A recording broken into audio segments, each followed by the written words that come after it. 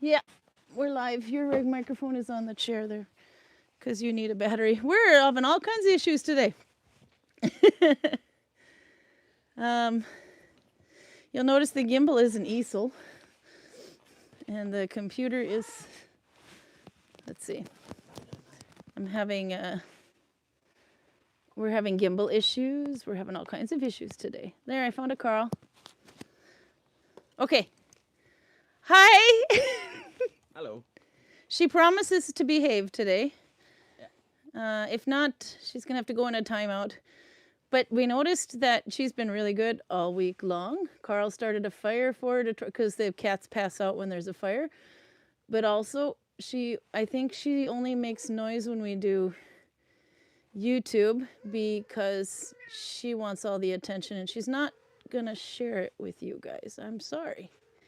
But no, she will get a timeout if she keeps it up today, though. She's not in heat right now. No. But she's still a pretty vocal little creature. Yeah. So, but we were watching movies yesterday on the computer, probably the first time we've sat down with her here and watched it. We haven't watched in a while anyway. And then she goes immediately up on the keyboards. Yeah. If you're busy with the computer, she will go behind it and then she will come over the screen. Carla, yeah. Keyboard. Yeah. That's something that Fuzzy and Silly also occasionally do. Silly don't usually bother. He just headbutts the computer until it closes. Speaking of one of the devils. So Fuzzy is no longer the most annoying cat. It's official.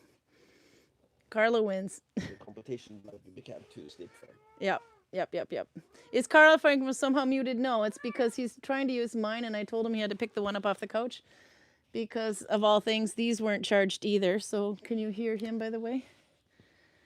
Do I come through loud and clear? That's not how an ogre would say it. Do I come through loud and clear? And because I'm all bundled up because it's cold today, my microphone keeps doing this and it doesn't pick up Carl very well. So I'm impressed you could hear him at all, actually. So does Carl's microphone work now? Hopefully. Yes. Okay, good. So then, because we haven't had to try that before with plugging the microphone in while doing it, but mine, I think they both had like 20% battery, so. Yeah. Yep. I don't know if should we blame good work ethic or idiocy? Go ahead. It's one of the two, because... Good work ethic or idiocy? Which would you like to blame? I think it's idiocy. Explain, though. Explain the story. I'm usually... Why do we have these options? Because of my job as a guide, I kind of have to follow a schedule. So I'm usually extremely aware of what time it is.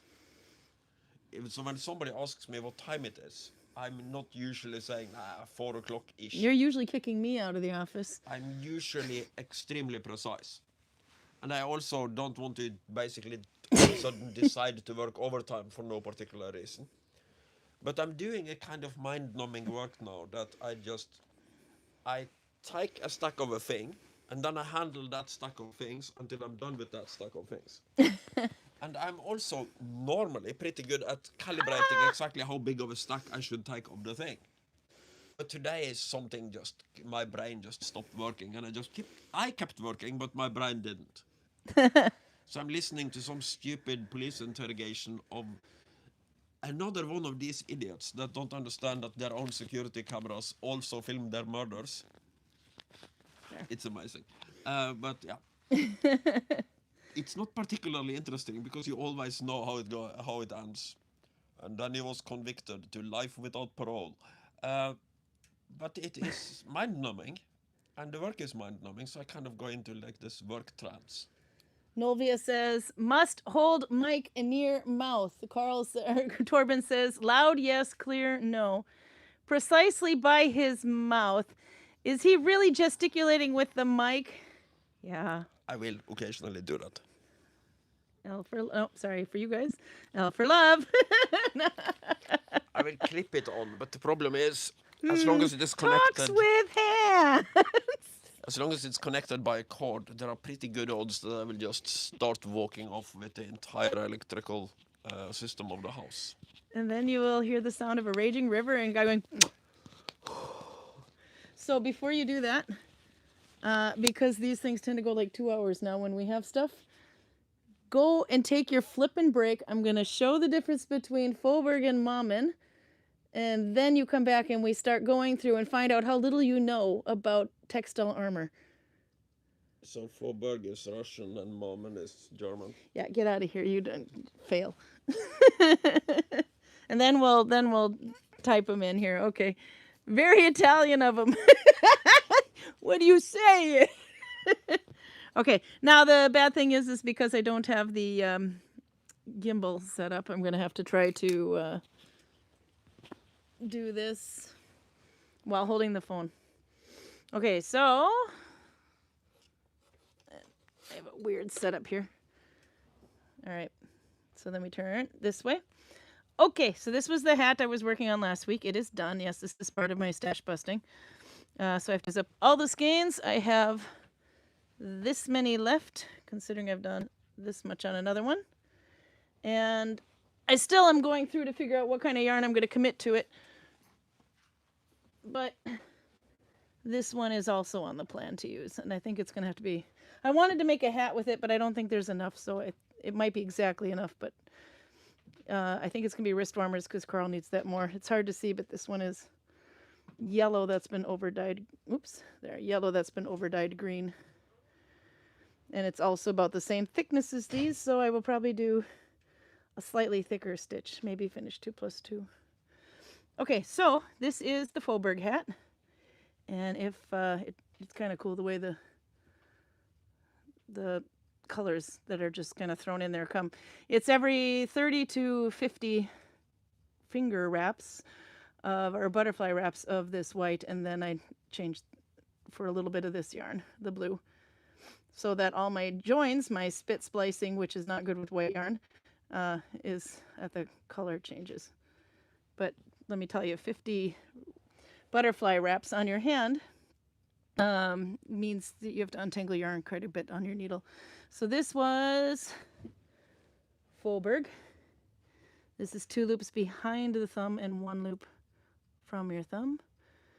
For those who understand that, I can try to show it later when Karl can hold it. Let's see, where's my end? Here's my end. Oh, it's inside out. I'm an idiot. Okay. Almost done screwing around with this. This is the Fåberg stitch. There we go. This is where my natural end would have been. Okay, and this is a hopefully slightly bigger hat because this one fits kind of just a little too snug to the head, and well, just right on the head, but I thought it would be nice if there was one that was a little looser, and I think that this will be slightly bigger, yeah. I also think that this one is going to be ending with a lot more blue. So it might be the opposite. If I start getting too little of this, it'll end up with the opposite effect. Blue with a little bit of that in there. But so far it looks like it's going to be, yeah, I didn't even count how many stitches I have around, but it'll be just a little bit bigger. Good, because some people have dreadlocks or braided hair or something. But anyway, so if you can see it close enough, see how much you notice. This one is Fåberg. This one is Mammen. Same yarn. But do you see any differences, really? If I put my hand in this one, you can see kind of how see-through it is a little bit. It's a little bit, it's light.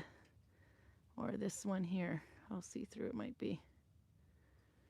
But studying them side by side, it's not immediately obvious what the difference is. But I want to say that row part right there, or these here, don't they go a little bit more straight on Fåberg, more diamond on Fåberg and more slanted on Mammen.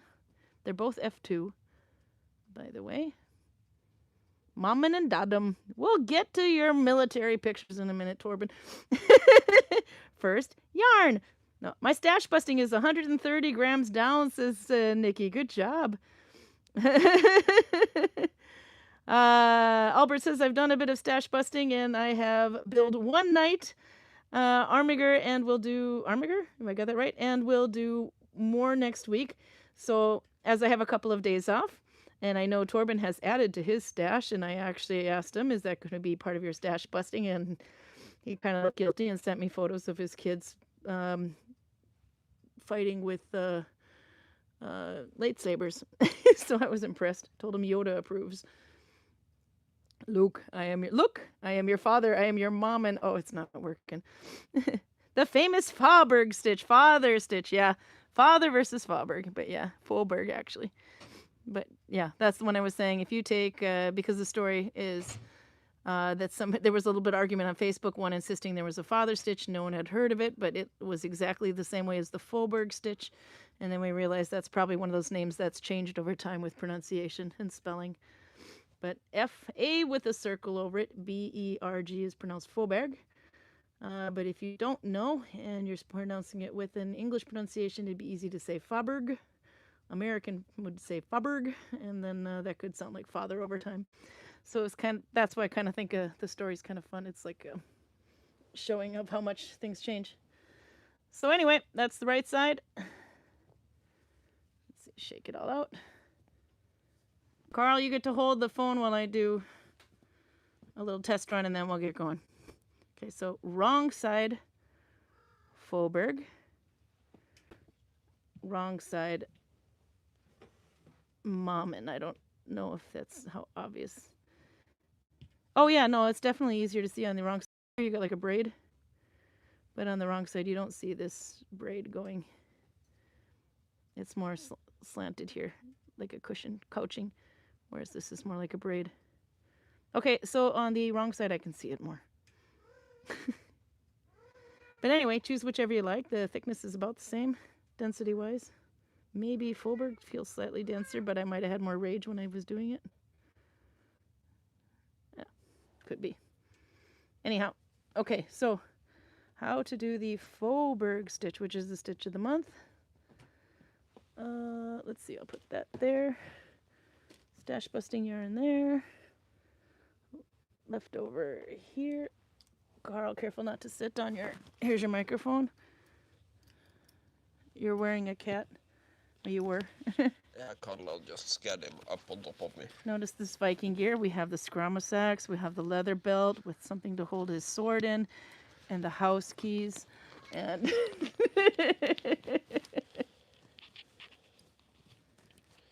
Okay, you ready? I would think so. What do you want me to do, woman? Okay, I need you to move that cat. And I have to put you down on the floor where the evil little girl is, but yeah, you'll survive. Then I need you to hold it about like that. And I'll pick out some stitches so I don't have to put some new on. So this is Mommen, which means whatever I do in this thing I'm going to have to pick out because I'm going to show you Fåberg, which is the stitch of the month. Fåberg, if you know how to do the Mommen stitch, get the heck out of here, cat. If you know how to do the Mommen stitch, Fåberg isn't going to be too much of a trick. It's but I did notice that I had actually one mistake in this hat already. Where? That's good if I can't find it because I thought I'd have to maybe do cat. Ow! There. So it took me, let's see, you're covering it with your hands. Move those fingers back. There you go. Stop it. Dork. Okay, there's a mistake. It's not easy to spot. I'm very happy about that because I was thinking I'd have to put something over it, but I think I can just put a stitch behind it or something, try to fix it.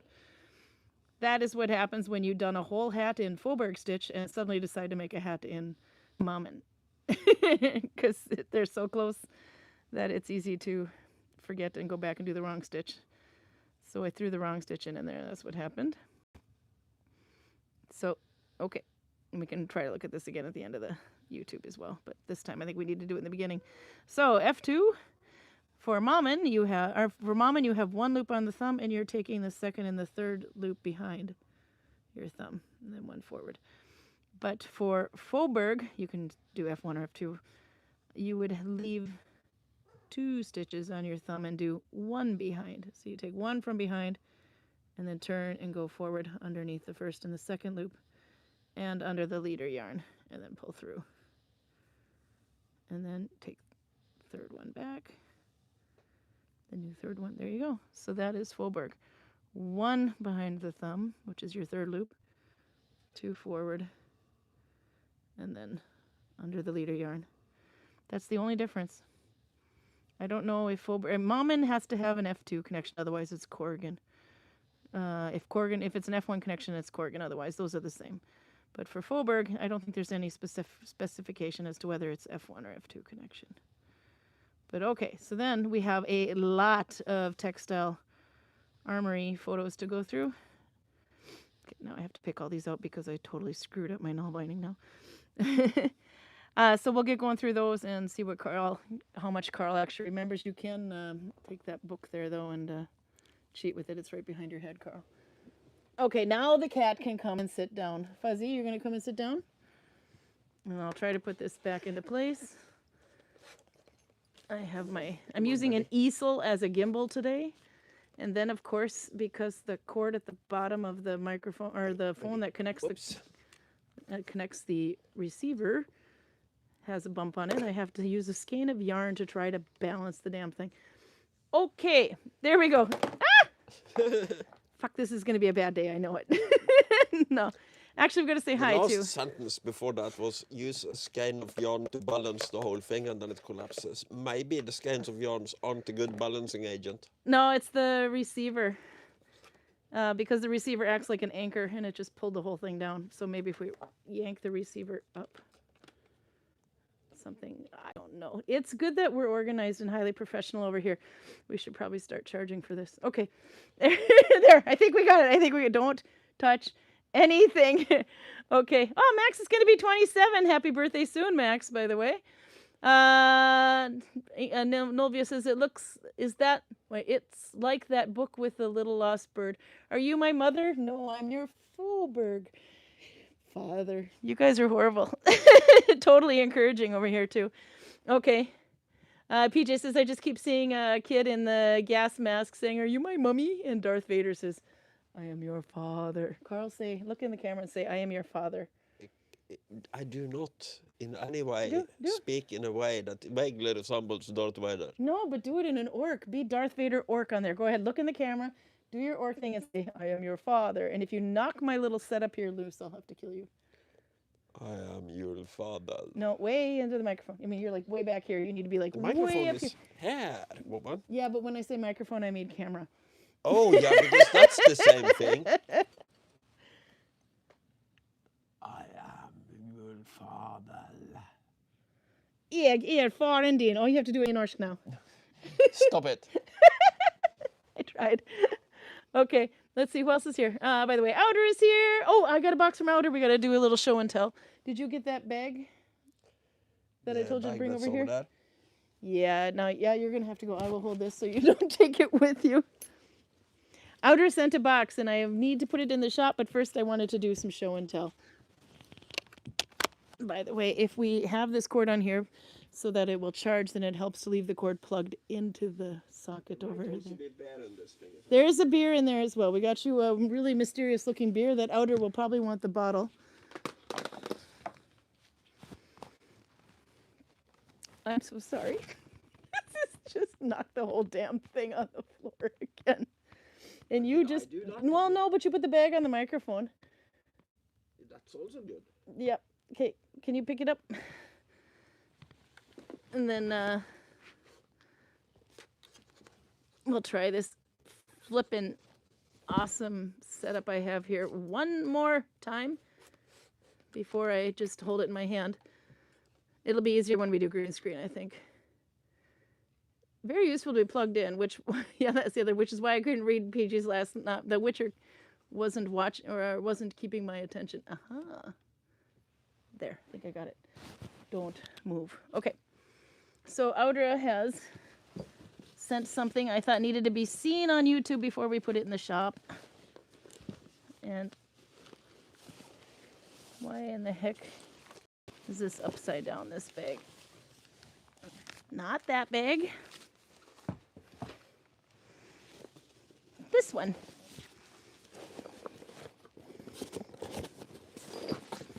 Check them out. Look, it just keeps like, okay, so there's the socks, there's the toes, normal sock. These would fit my feet actually. And then It's like the Spaceballs episode. They just keep going and going and going and going and going. You know, on Spaceballs, when you're watching, they're kind of doing a parody on Star Trek or whatever, and they just kind of, or Star Wars, and it just keeps going.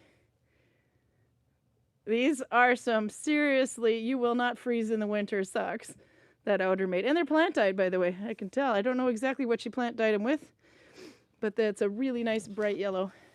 But yeah, very long socks. Longer than my arms. So these would be like Viking hooker socks, I think. What do you think? Yeah, no, I've always been a fan of advanced Viking prostitution. Yep, because you wouldn't need any pants on underneath that dress. These go all the way up to the hoo-ha. Anyway, they're amazing. Yeah, so these are going to be some seriously expensive socks in the store, but they should be, because not only are they a lot of flipping work, it also uses a lot of yarn, and it's plant dyed in addition. And then she even put a little leftover in there in case somebody has to mend. That's cute. No, so, but right now we only have a few pairs of socks in the shop there from Outer. I think she actually sold a pair this last month. I'll have to double check. She sold something. Then, these things she sent. So these ones, I don't know if you know what they are, but I would probably we'll probably attach a little leather cord onto it. You would wear it on your turtle brooch. It's a box. I'm sorry. Hang on. We have to take things out of the box because the cat wants to go into the box. Can I have everything out of here first before you go in? It's a good thing we catch this stuff on YouTube. All right, well, the others were the silver rings, so they're in there as well, but the cat's not going to let me have them right now. The cat gets the... I'd move the camera so you could see a little better, but I'm afraid my little setup's going to fall on its own, lady. If I fit, I sit, says Albert. Is that a pipe? Almost, except for one end is sealed and one end is not. Okay, so you would wear it on your turtle... Oh, now I get the box. Quick. Osman is here. Hey, Osman. Okay, yeah, so she sent us some silver rings. So these are the ones that she sent us. And they're made from sterling silver. So hers is, these are one wrap. I'm a lucky birthday girl. I got 2 wraps. But these are quite cool. So we find, these are a really good seller in the store, the ones that she makes out of brass. Or not she, but Arna's made out of brass anyway, and she sends them to us. So they wanted silver, so we finally got silver. So if you want I cannot wait for Jay to tell me how this translates. If you would like a sexy Nalbinding thumb, there you go. Remember that it translated to, what was it? Yeah, it was not good. Anyway, and then there's the single wrap ones too. But these don't have it without a spiral. So these would be like that one if you just wanted to be simpler. Looks like that. And these ones were also silver. But yeah. So we'll put those in the shop, but you might get a better deal if you go straight to Outer since she is YouTube exclusive here too. So, all right, cat, come here. I'll put the box together for you. Now he doesn't want it anymore. Okay, he'll keep that. Oh, no, so anyway, so back to this thing. Yes, it's a needle holder. So you'll hang it from your turtle brooches anyway, and if this one goes well in brass, we'll have to try them. You put like a, then we can try them in silver, but you roll, you put your needles in like a cloth and you roll it up, and then you stick it in there, and that is how you can store your needle. So it's a needle holder. Where did I put my needle binding needle? It's probably falls somewhere in the whole chaotic moment of the camera. Hand me that one. See if that one fits. It's a wooden one. So I don't know if this would work so much for needle binding needle or sewing needle, but let's see. Okay, so it could if you don't have like a gigantic long needle. But if you have a smaller needle, like around here, and not too wide, you could do that. But you got to have room for the cloth in there because the cloth is kind of what keeps it from falling out when it's rolled up. But if you come anywhere near my little gimbal set up here, go away, cat, go away. I don't think he likes that we gave the title of the most annoying cat to Carla. She has been there. No, she's liking the fire situation. That thing is working for her. But anyway, So that's what that is. So it'll be interesting to see how those work. And then she brought me chocolate. This one is dark raspberry. It's backwards, so I'm sorry. You'll have to just deal with it. Okay.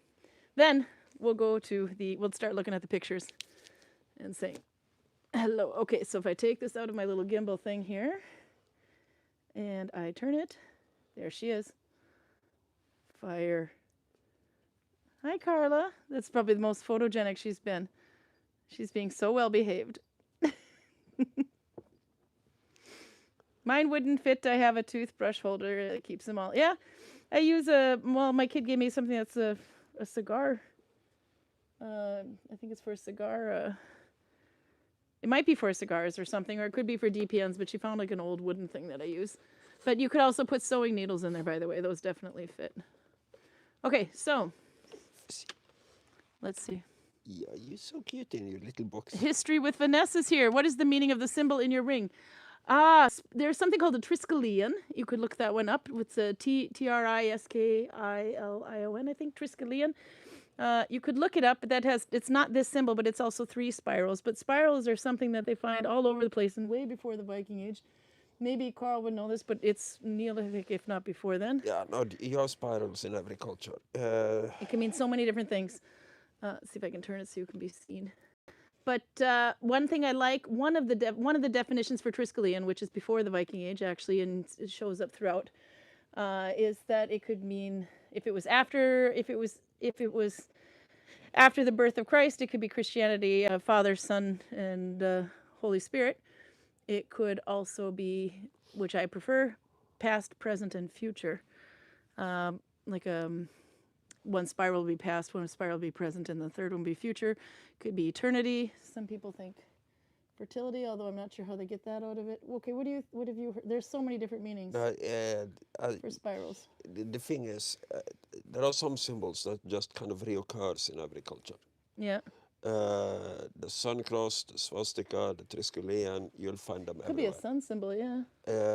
And unless you know exactly what some people meant to signify, then it is, I would say, actually impossible to say. You have a kind of an idea about what Austrian painters in the 1930s meant the swastikas represented. But that is very different from what the Hindus think. And also the Shintoists, I don't know, the people who have the Shintoism religion in Japan, they also use it a lot. And they probably have a meaning that differs from the Hindu one. Actually, by the way, there's also Sans Motivations on here. That one's a new name as well. Auntie, let me do voodoo on you, please. Rabbit blood rituals. And then Nikki chimes in, no, not the bunnies. Because Prime Bunny's not on. Prime Bunny is Raymond Tate. I don't know if he's on yet or not, but if you mention any ritual involving a rabbit that doesn't involve cuddling, he will freak out. So no. But by the way, did they do any blood rituals in the Viking Age? Their sacrificial ritual is called the blot, so yes. Okay. Thank you for the answers, says History with Vanessa. We also have spirals within pre-Hispanic art here. Interestingly, it is related with the time. This is not lineal. And greetings from Peru. Wow, all the way from Peru. Hola. Yo entiendo un poco español, pero no recuerdo nada. Okay. I'll let that one just sit there and be checked. Let's see who else is here. Val B3G3B says, hi, by the way. Hello. It's not a llama, Karen. Oh, yeah, okay. So the picture that Torben sent me of the kids doing lightsaber fighting. You were outside, I think, when we talked about that. I'll have to show it to you. Anyway, I noticed that I was feeling so proud because his daughter on there, of 2 years, she was wearing a pair of slippers, and I thought this would give her some magic powers considering she was using the lightsaber. But I was going to be smart. I'm like, I know that's not a bunny, and I know it's not a teddy bear, which most people would have thought. So I said, I love the llama slippers. They must give her some extra power. And then I got scolded. It's an alpaca, not a llama. Carl! Anyway, if you don't know about the llama and Carl, look it up. Okay. No, we got to get right to it anyway, but there's a bunch on, so we have to say hello to everybody. Suze is here as well. Okay, we're going to do this green screen YouTube thing, which we absolutely suck at, so this should be fun. The first time we did it this time around, we ended up with a pair of flutes on the back wall looking like testicles, so we just don't do that anymore. Okay, we moved those. All right, but let's see if I can get to the right folder here. You know, I'm wearing a green cape, right? I am wearing a green cape, so I look kind of goofy. If my mom, no, it's a shawl. Oh, you are wearing a green cape. Okay, so if I go here and I change to a new folder that I made, there. Okay. Then I can look through all this. Right now, you can't see the screen. I can only see pictures, but at least I can see them. This shield, we were talking about shields. Now we got to get you out of the way, Carl. So, and then I'll let you hold the computer so that you can blow it up on the screen here. It'll just be a little delay for you. Okay, so this one we were talking about, remember talking about wicker? Yeah, clearly back in Asia again. Yep, I'm going to move this a bit so it doesn't pick up on you. But yeah. Pershing, maybe? Yeah, but they were talking about the sturdiness of it, how effective it would be in battle. If it's just wicker, not at all. It would be. It would do almost nothing against a thrust, and it would do a little bit against a bad cut. Yeah. But I'm guessing it's more to it. I wanted to show the detail on. Look at that thing. Or is it cane wrapped? Is it wicker? Is it cane wrapped? But these things actually tended to be a bit more stronger than you would have thought. But look at all the detail that's in that. All those little wraps in that shield. And that shield is, what, slightly bigger than a buckler? Or about the size of a buckler. I would say it looks like a small shield. It's considerably bigger than a buckler. Meanwhile, Audra, Fuzzy has definitely taken the box. Okay, so that was one thing I wanted to show. Actually, it might be in that book next to you there, Carl. Let's see, I'll move the computer. Look next to you. There's a book on the Warhammer box, the black one. This one might be featured in there because this picture that I took here is actually better detail than me trying to take a photo of the shield through the glass. This is actually one of the big banners that are hanging in the hallway. It seems very related to this. It's very related to that one. That. That's Turkish. That's one of them on the horse thing. So let's see. But you can flip through and I will show the Turkish one. I think that is on this one. There you can see the one that he was looking at on screen. Oh, it's a slightly different pattern, but they're right next to each other. But anyway, what did it say about the Turkish one? It says it's a typical arms on armor for cavalrymen from the eastern steppes, so Cavalry. Turkish and Mongol. Yeah.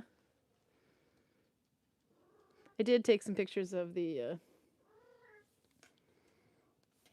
signs on there anyway, but oops. Let's see, this thing doesn't want to tip again.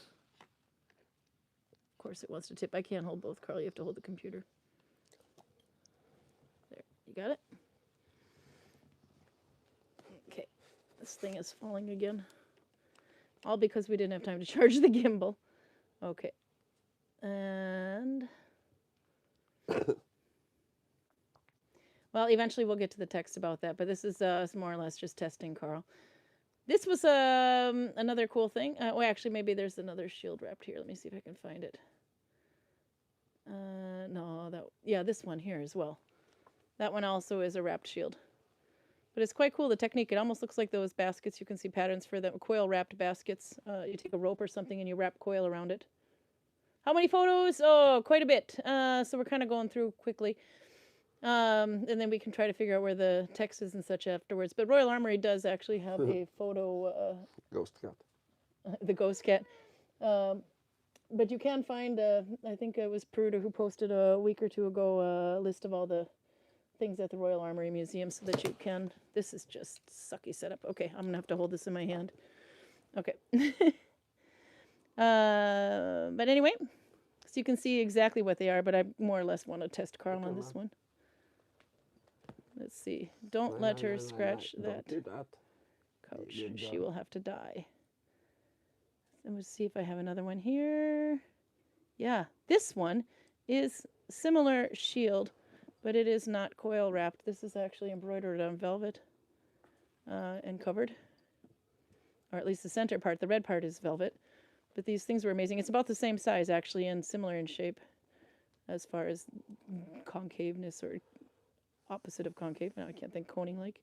There's detail on that one. But you can see it's like woven on top. But I don't think this shield is cane or anything. I think this one might be metal. I think there was an inside of this one. It's metal. That's possible. Yeah. It's a horrible grip on it, by the way. But look at the detail! I'm loving it. It's like a woven detail on there. And then there's some embroidery as well. But that is velvet on the top. And you can see a lot of the velvet has worn away. But it's... and there's couching. The raised leaves on the right in there, I think it would be the right on your screen anyway. But the raised leaves in the golden part of the shield, that's actually couched. I want to say it's couched, but I don't know for a fact. Which means you set down, actually even the rivets could be that way too, the lines. But you would lay down like a rope or yarn or something, and then you would wrap the stitches around it so that they get this puffy look to it. That's called couching. There might be some here. Can you read a little bit of that shield there? Oh, no, you can't. Okay. And I'm going to say Karin when I mean Karl because I've completely lost the plot. Okay. Indian Lahore, late 18th century. India's got the coolest stuff. I have to say, I mean, I spent so much time in that section because it was amazing. The lining in this shield is of crimson velvet, heavily embroidered with flowers worked in gold thread. The knuckle pad is covered in green velvet embroidery with flowers. I don't think I took a picture of that. Well, no, because you can't. You'd have to be behind the wall. The exterior is relatively plain with a narrow border of floral scrolls in gold koftagari, I don't know how you say that, and 4 bosses decorated with gilt flowers. But that thing is flipping amazing. So that one I did actually take a picture of the sign. I have some other signs I took a picture of, but I'm not exactly sure if I have them in right order as to which sign belongs to which picture. But this one you could see is correct. Excellent shawl too. Thank you, my mom, by the way. You can't really see. There you go. It's a Stephen West shawl, a knit one, and it's a great way to burn up extra yarn, especially if you have sock yarn, because Stephen West likes to work with sock yarn. That one is a big turtle brooch. Yeah, it could be. Oh my God, yeah. If you had like really big boobs, I could wear that. Okay. Karl's giving me the look. Okay, I think that was the rest of the wrapped type shields that I have a picture of. Let's see. Okay, so if we look at, oh, here's one. This is the one that was in the picture. What did it? Oh no, that's the purple one. Never mind. But one of them that looks, it's right next to the one that Karl was taking a look at. So anything you want to say about that? The padding on the horses, would that have slowed the horse down, overheated him, made him more protected? What? All of the above. Really? It won't slow him down considerably. It makes him a little bit slower. Can you zoom in and see if it's plating, or I can't see it? It's just like the elephant armor. It's plates interwoven with chainmail. So I strongly suspect it of being mogul because the elephant armor is mogul. Yeah.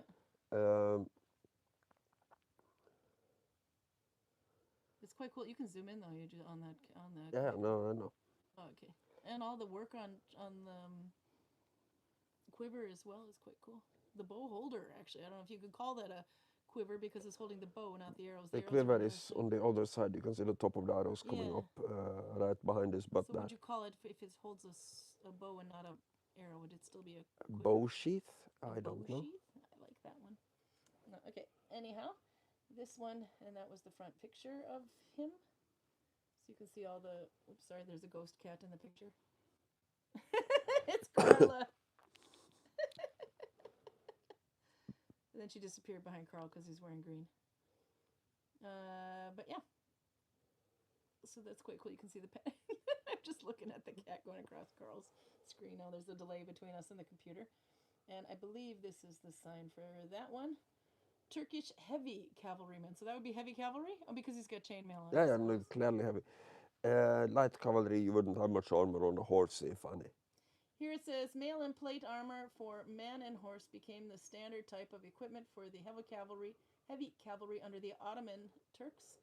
These cavalry armed with bow, sword, and sometimes lance were the main component of the medieval Islamic armies. The helmet, body armor, and horse armor are original, but the ancillary equipment, if I said that right, including the bow case, quiver, and arrows, are modern reproduction. There's the cat again. It's a Siamese ghost cat. She found the man hiding in the box. You'll get little glances of it, because it's the only way I can do it without turning off green screen. There's going to be a fight for that box soon. Audra, I shouldn't have brought the box home.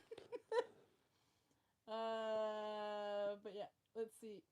Including the bow case, quiver, and arrows, are modern reproductions because the original pieces are too fragile to put on display. Turkish late 15th century, all from Hagia Irana, Istanbul. How do you say that? Correct me. I feel like I should know how to pronounce that, and I don't. Okay. Helmet purchased 1841. Horse armor purchased 1992. Formerly, okay, this is the boring stuff of it. Okay, but anyway, so it's a little bit about that. Then you got this other horse guy. He's the one with.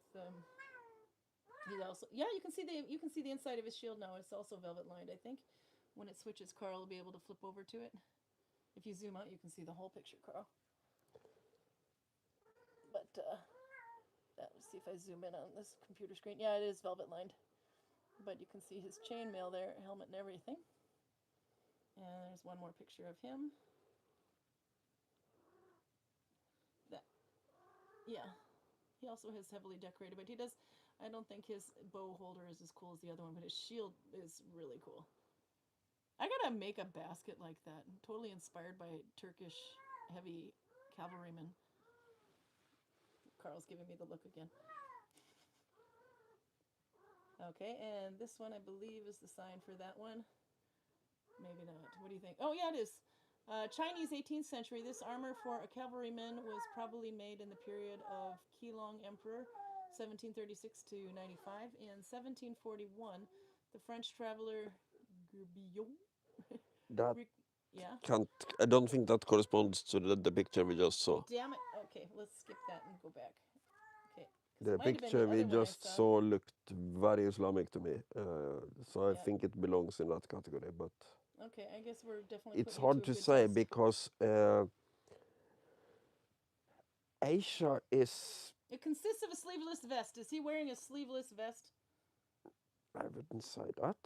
Nope, wrong picture. Okay, good catch, Carl. All right, maybe this one. This is the one you'll notice on the cover, the thumbnail photo. This could be a sleeveless vest. What do you think? No. It's coming up. You're a little bit delayed. But the thumbnail, I took a picture of. I did a close-up of what that horse has on him. It is. I need somebody like Ann Decker to look at it and tell me if it's Nalbinding, but I could theoretically, yes, but I'm willing to bet good money that this guy is Japanese, not Chinese. Nope, you're probably right because of the helmet, yes? Because of the whole samurai getup. Yeah, so we'll get back to that one then. But anyway, look at all the knotwork on the horse too. That is actually quite cool. And is that lamellar that he's wearing, or what is that?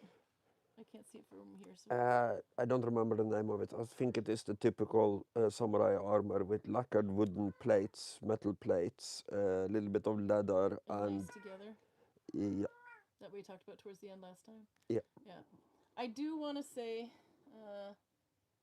that. Okay, there you can see the rest of the red on the horse there. I want to say that that's macrame, but I have no idea. But it's clearly not. But that would be a fun one to kind of check out later. So now this obviously wouldn't protect the horse very much, but it's very grand looking, don't you think? What do you think the point of decorating the horses this much would be? And I see a lot of pointless decoration when it comes to Asian stuff. That's why it's so cool, though. You're like too impressed to hurt them because you don't want to damage it. It is probably a matter of honor. European knights are the same thing. Mm. You are not trying to destroy the horse. That's cowardly. You have to go for the man. Also, the horse is worth a shitload of money. So if you can get the man off the horse, You can take his armor, weapons, and horse. There's some of the knot work there. Or, yeah. That's a good way of making money. Yeah. So I think by the way this is set up, I think this you can kind of see the way it comes out of the band there.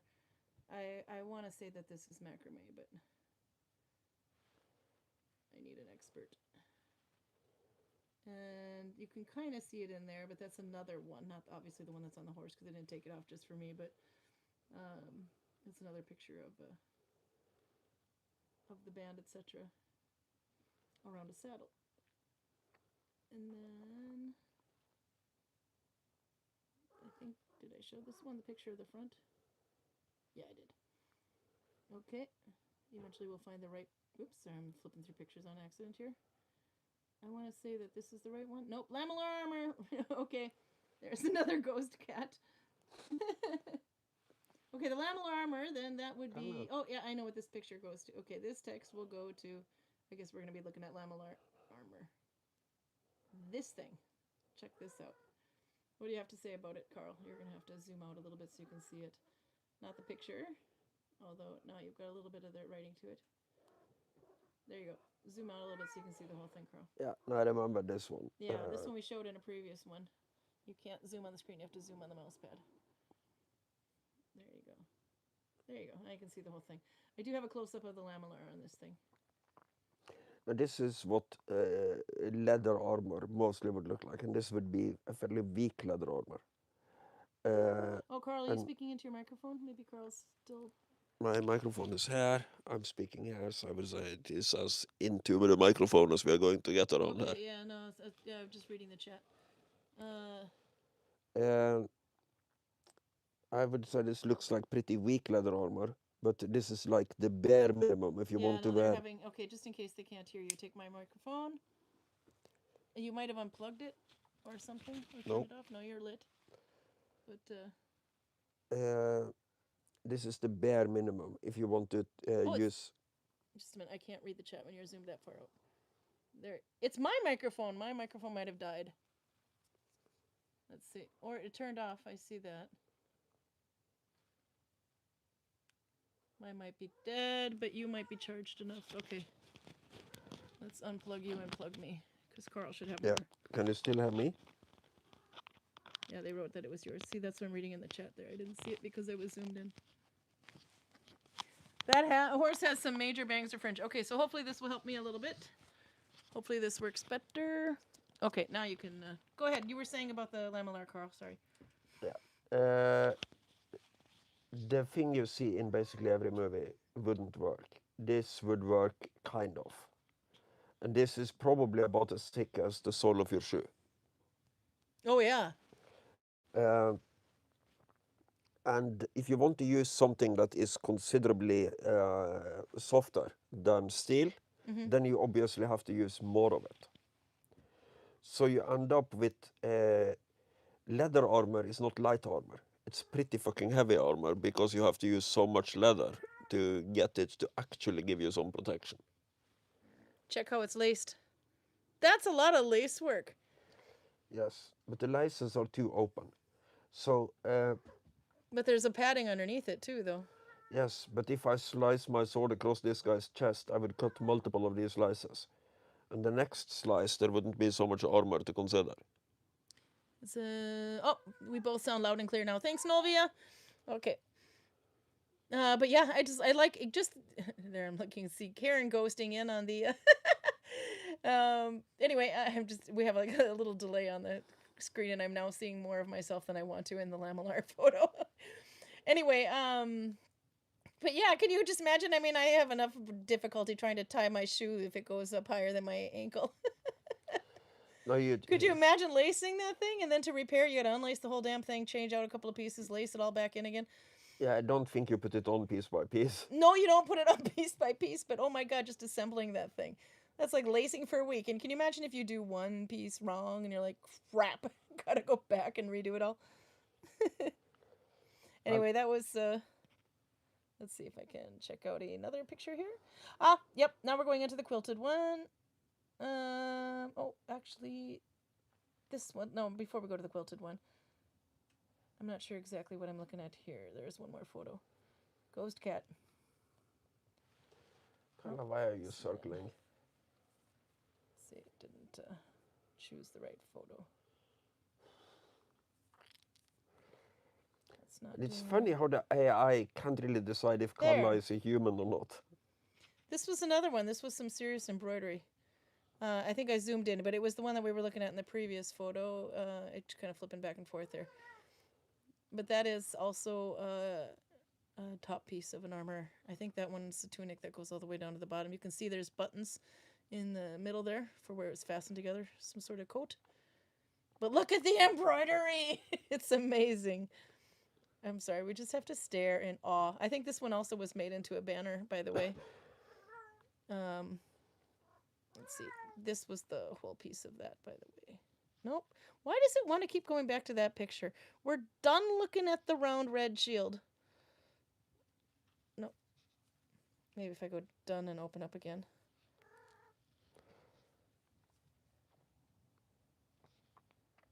Let's see. There it goes. So that's the whole top piece there. You can see the shoulder. It's actually not very long. It's actually kind of like midriff. But that's that zoomed in embroidery. Oh no, there's more. I can see it now on Karl's screen because it's the glass reflection on there. It's kind of playing games.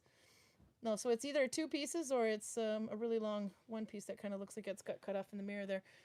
But all that embroidery, and the whole thing is embroidered front, back, under the armpits, everything. This looks Chinese to me, but It probably is. All the cool stuff was on the Asian floor.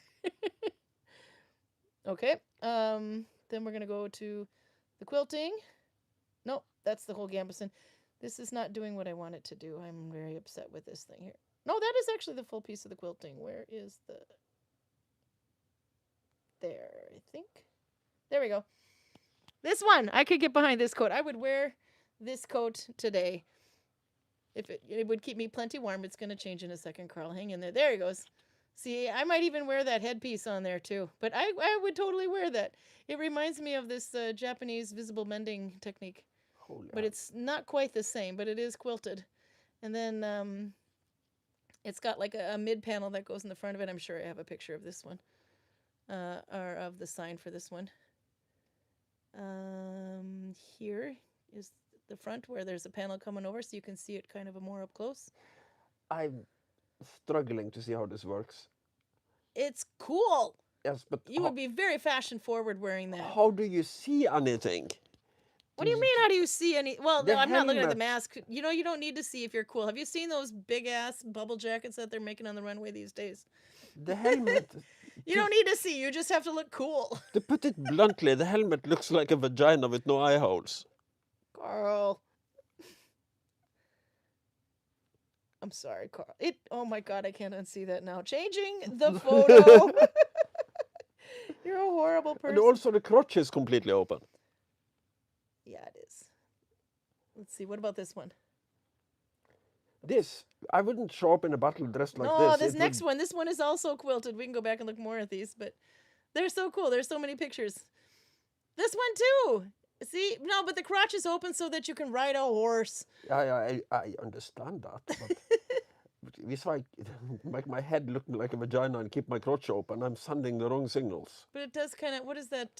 Boba Fett kind of looking skull there, or helmet. I kind of like that. With the No, I think the helmet is a pretty standard Turkish style helmet. the Karate Kid can fight blindfolded. See? No, Roger knows. If the Karate Kid can fight blindfolded, then you can have a helmet like that with a big... Okay, anyway, but there is a close-up of this one as well. This is... that is not what I meant to show, damn it, but it's probably more of Karl's liking. There we go. You can see all the... But this one is almost like woven. Okay, we're getting past that. We'll go back to that chainmail later. There's a reason I took a picture of the chainmail. But yeah, it's like, it almost looks like it's quilted. Part of it is quilted, and the other part looks like it's almost woven at the top above the, the yellow part there. You've got the part that looks like somebody's tablecloth in the kitchen. Yeah, I That was part about is to say quilted. the bottom part looks like my grandfather's dish towel. Yeah, but in the top part there, it looks almost woven that way. Boba, don't blaspheme me, Karen. Okay, I think I pissed off Torben and the stormtroopers. It did look a little bit like Boba Fett, you got to admit. Carl's giving me the I don't know her look. No, yeah, I'm giving you I don't know Star Wars look. Oh, okay. He said, it looks like some baskets my mother used to make in the 70s. Yeah, okay, so this one definitely wins in my opinion, though. That one. I think that one is cool. I would totally wear that. Somebody make it for me.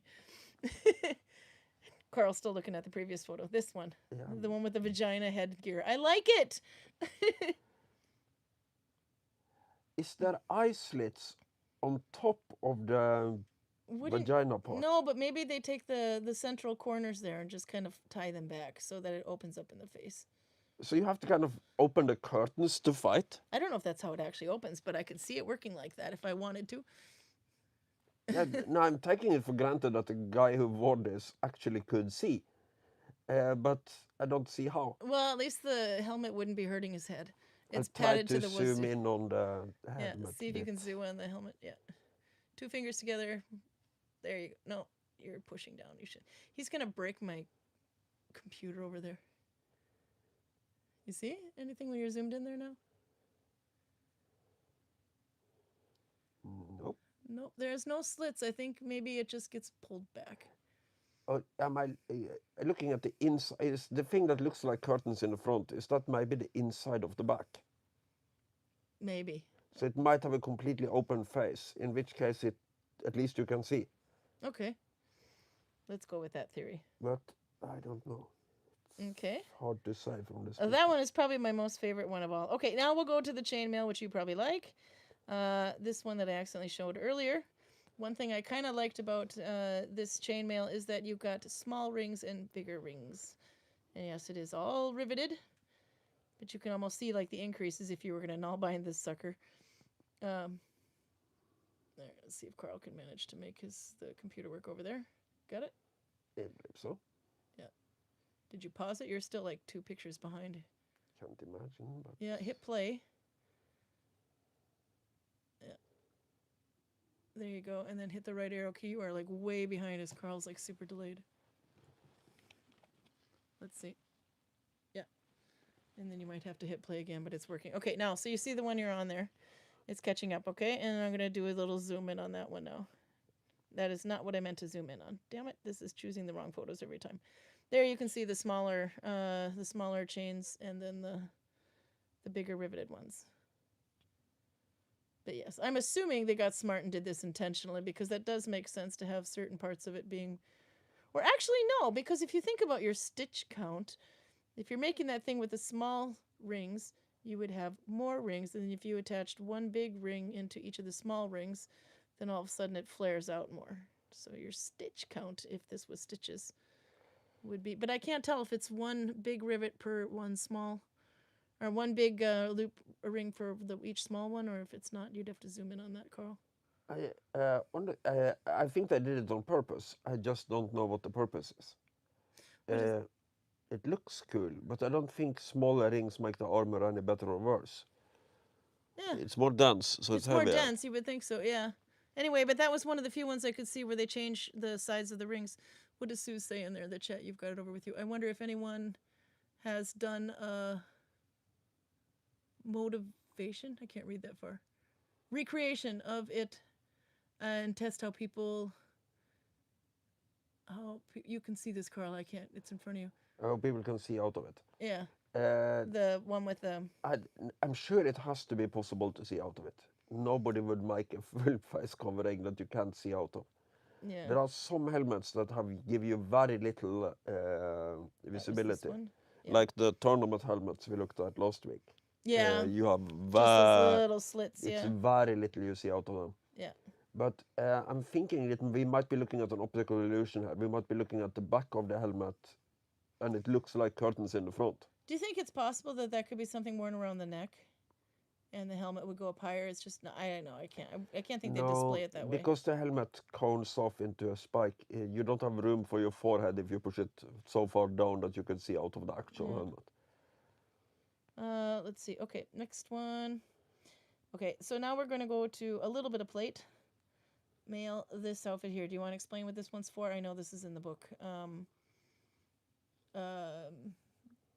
But you know this one offhand. Oops, sorry, I hit a button. 108 foot armor for the Field of Gold cloth tournament. Yeah. They made it in a hurry, so they used pieces of armor I had lying around, and they made a small mistake on his On skirt. his butt, and I do have a picture of that. But actually, isn't it so that the skirt can kind of like be pulled up, like so the rings slide into each other? So when you pull it up, it It's generally Kinda true looks that like you a can pull up the disc. shirt of anybody if they allow you. Carl. I No, don't but I think mean, 108 would be my don't first the choice, plates though. slide into each other? They're kind of hanging on. I can't remember. I don't think so. Okay. It looks like it's riveted in all four corners of all plates. Here's a better picture. Because it kind of looks like it could slide in, but we did take some other pictures of this in a previous time, but anyway, find the mistake on that one. One of those panels has an error. Do you see which one?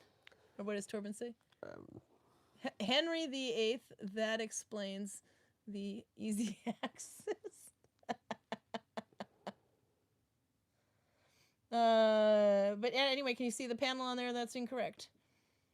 And I don't know if I saved a photo of it on this one, which I didn't put it in this folder, so I'd have to really dig back 3 months on my phone to find it. But anyway, it should be one in the middle that's like partially drawn.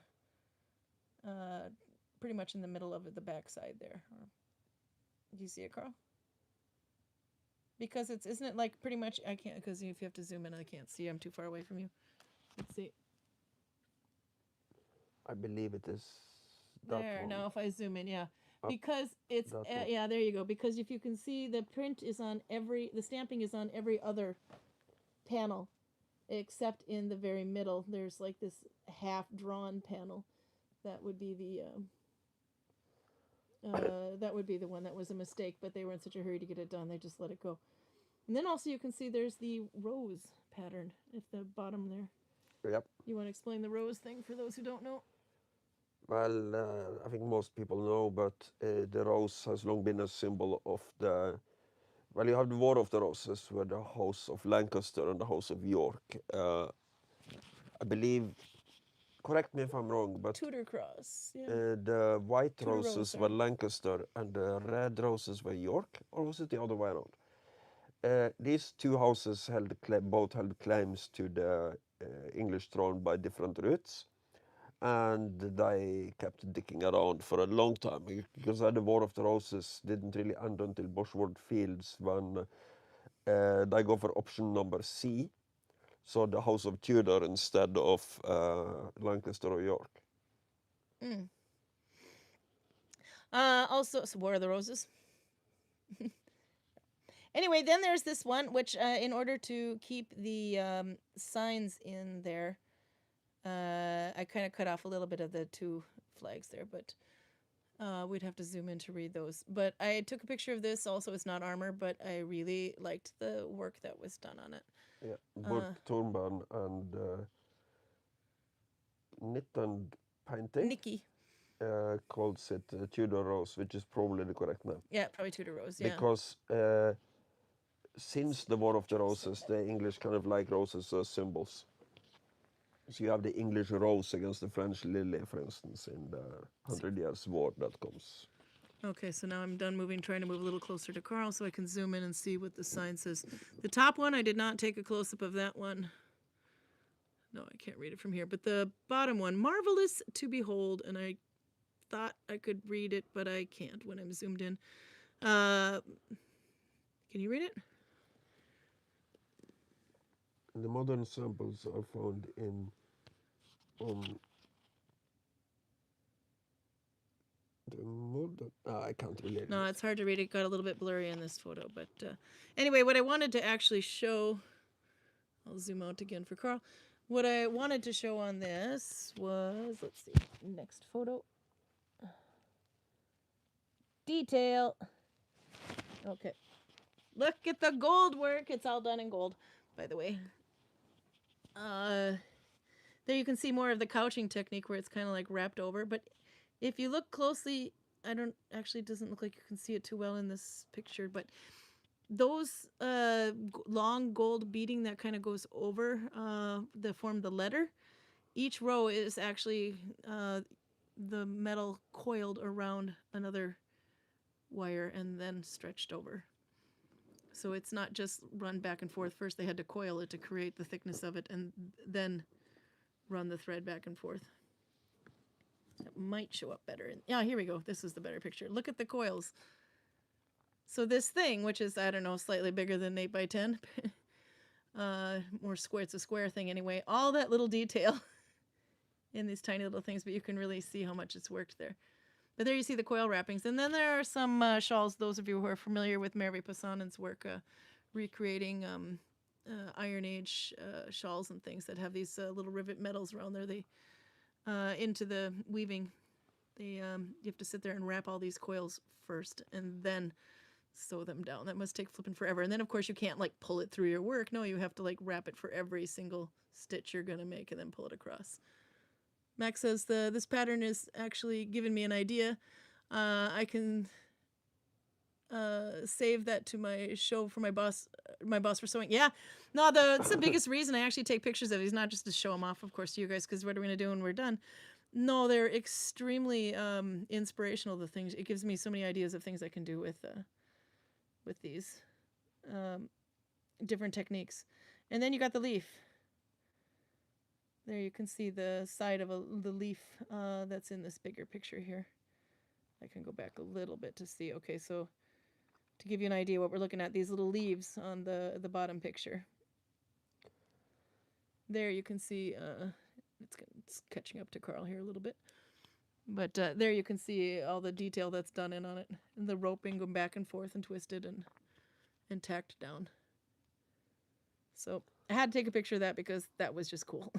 Some of the coolest things you can see in museums are flags that were made before they started painting on silk and such, but the embroidery that goes into some of that stuff.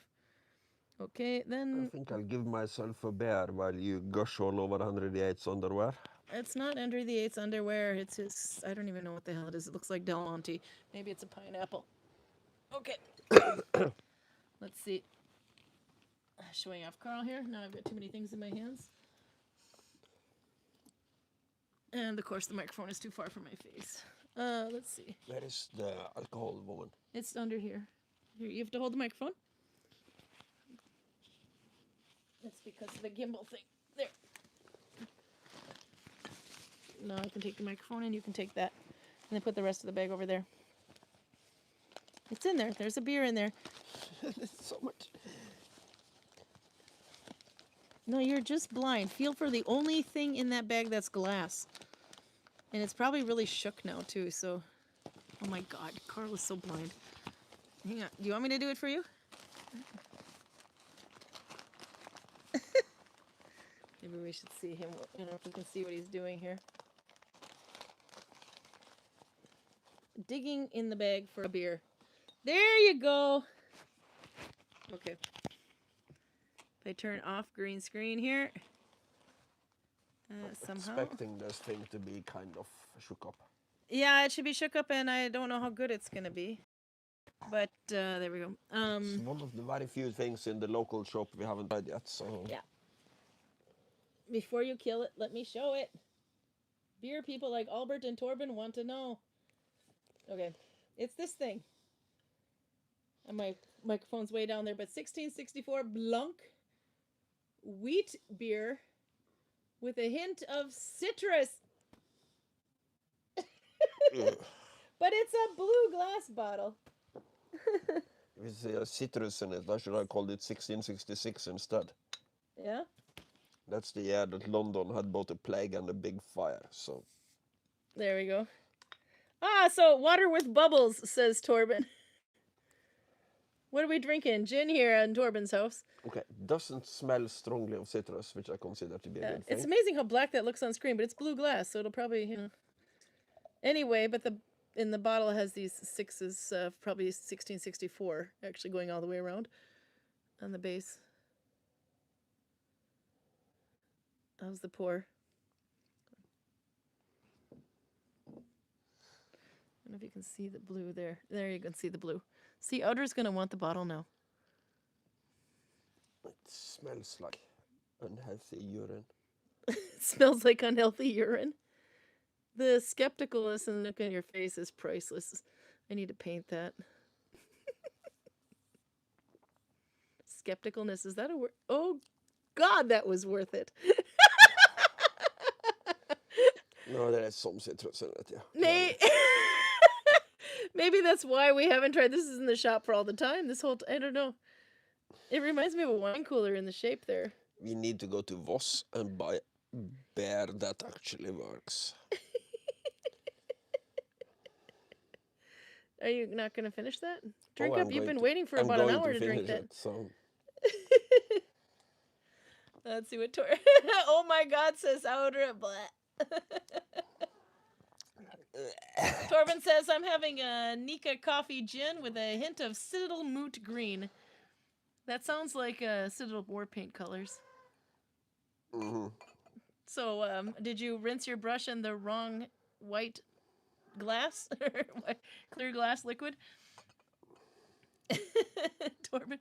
Wow, you actually emptied the bottle. Now you can see the blueness of it, but there's these you can see the 1664. Yeah, but when your beer looks like this, of course you can sell it in a clear bottle. Oh, is that why they did? Yeah, there you can see the 1664 kind of.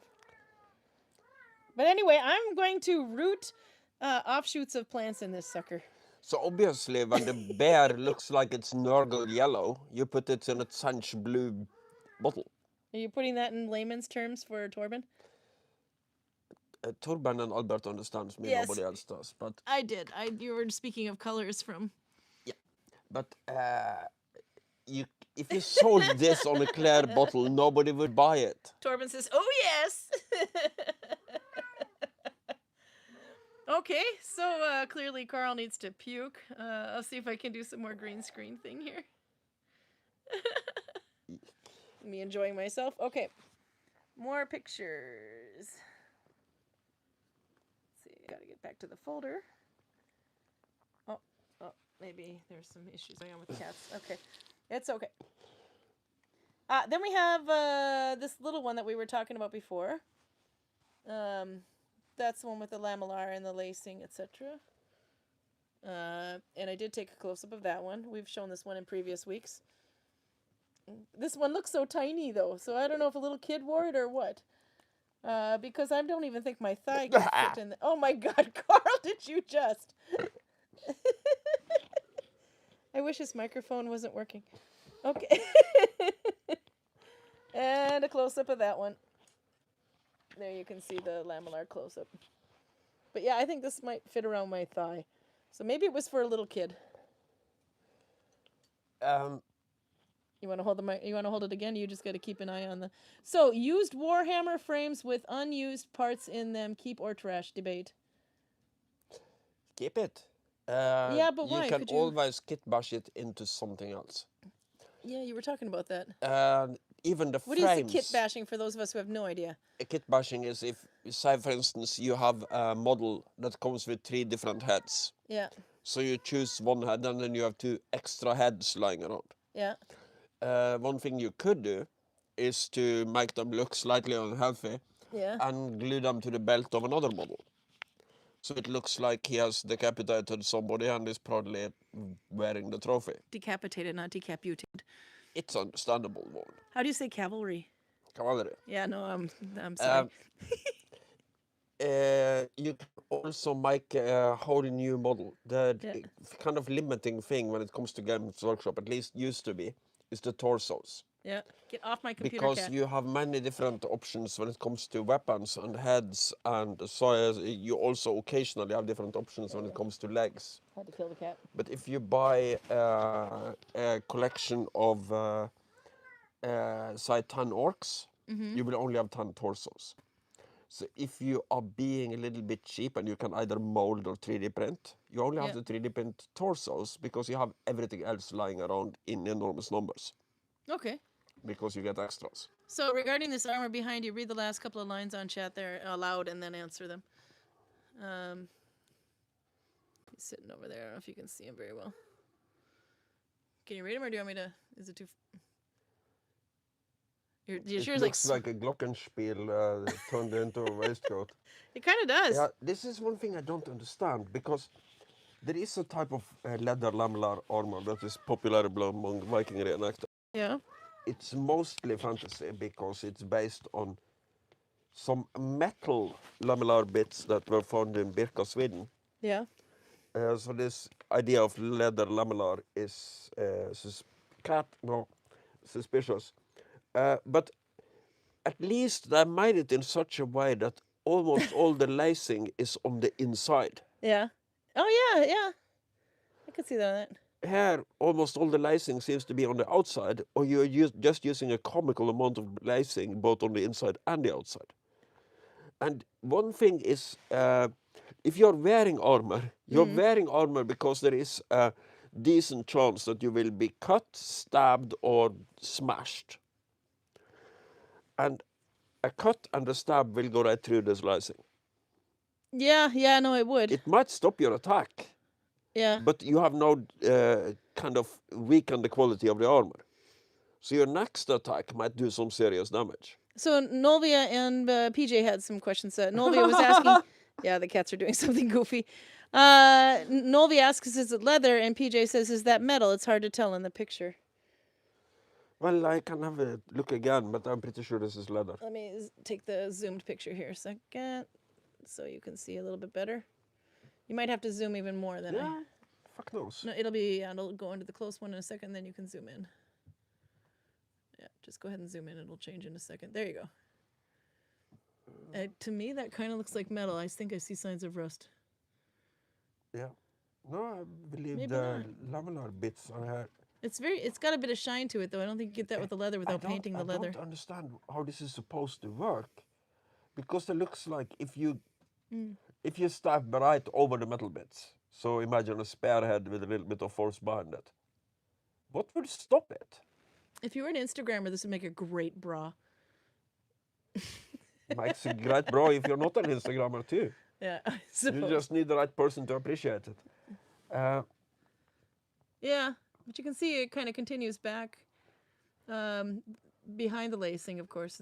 So it's not like laced through at the very end and the bottom. It's actually laced through the middle, and then there's a little bit before it's laced into the bottom. It's like If you tighten it up so the metal touches. Yeah, that I would think would be much more functional.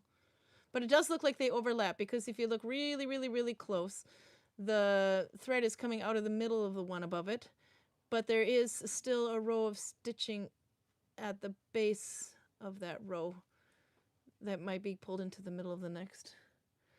It's kind of hard to see, but if I'm pointing to Carl, so like that's going to mean much to you, but you can see, if you look under the big long rows, just underneath the top of them, you can see that there's like a base of the metal.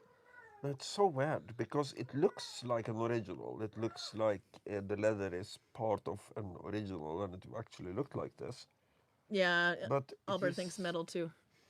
It's so odd, because if it was tightened up, you would have a pretty good metal and lamellar armor.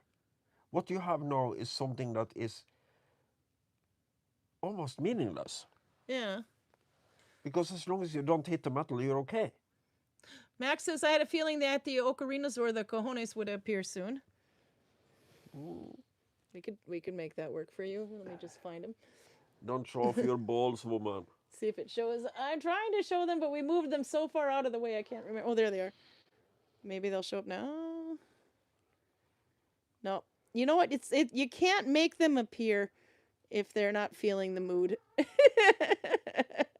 I see something trying to appear, but it's not the ocarinas. No, it's something else. I don't know if I put my hand. There's the ocarinas right behind my hand. There. You see him? I see him. Okay, that's enough of that. Okay. Anyway, and then PJ says looks like a glockenspiel turned into a waistcoat. Albert thinks metal, and PJ says protects the ribs and makes a tune when punished. when pummeled. Sorry. you gotta hold that. Yep. Yeah. Okay. We should move on to the next one because we're at minute 79 here. Okay, this guy I really, really like. This goes with that shield, by the way, that we saw in the very beginning. I'm going to have some of that chocolate soon, by the way. It's staring at me. This is the one that's got velvet with embroidery on it, but it also has plating on it, too. Yeah. Yeah, this one you can zoom in a little bit, Carl, and see closer. This That- thing is amazing. And then the embroidery on top of that. This looks mostly functional. You're not doing it right. There you go. Yeah, this one, it almost like he's got a dinner plate on his stomach or a hubcap. And it's got mittens, gauntlets. Yeah, this is one thing you will see with the lighter European full plate males, that they kind of understand the ergonomics of your body. Because there are some places on your body that you don't need flexible armor on your stomach, for instance. Because even if you bend yourself into a pretzel, your stomach isn't moving that much.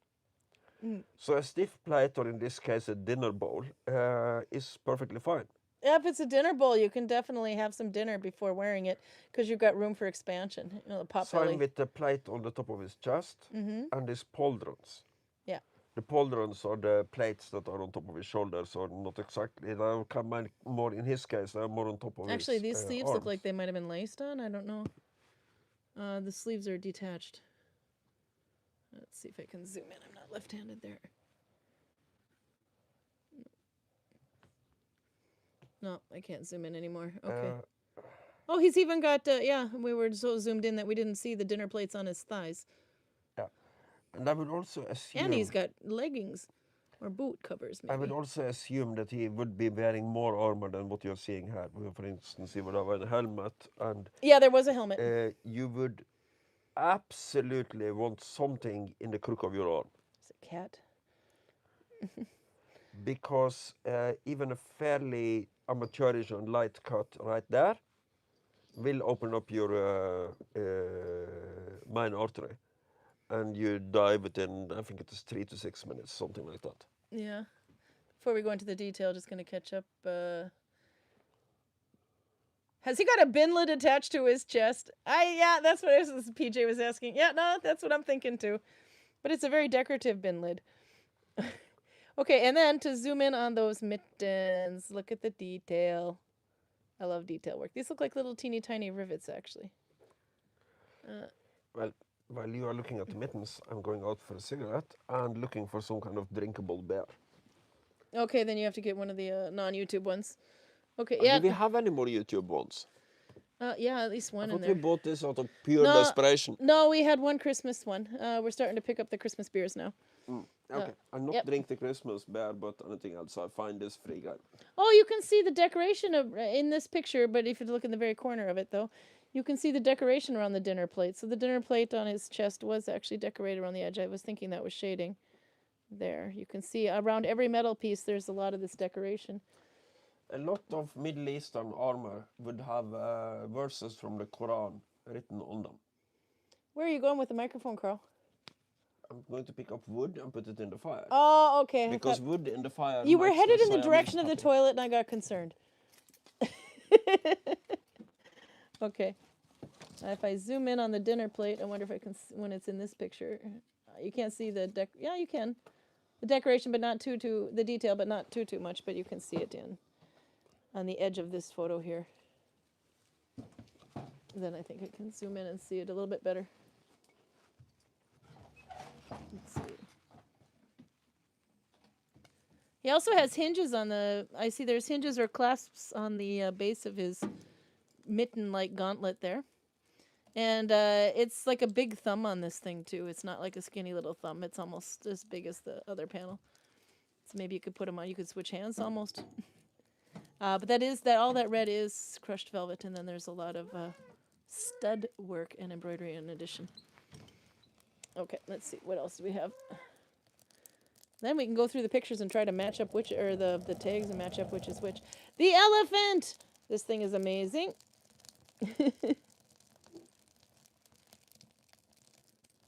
Okay, so this one had that same kind of armor on it as the horses that we were talking about earlier. And you said that was plate, Carl?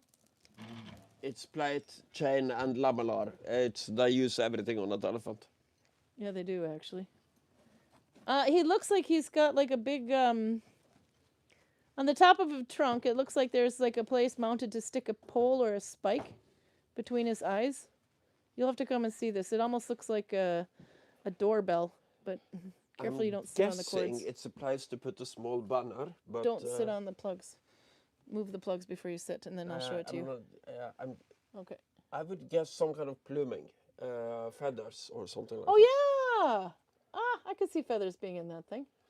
But it's a little bit of an Wouldn't that be kind of an idiotic thing when he's got it right between his eyes, this little plume dancing around? Yeah, but the elephant mostly sees to the sides anyway, and you might want to distract him from what's right ahead of him in a war situation. Feather would do that.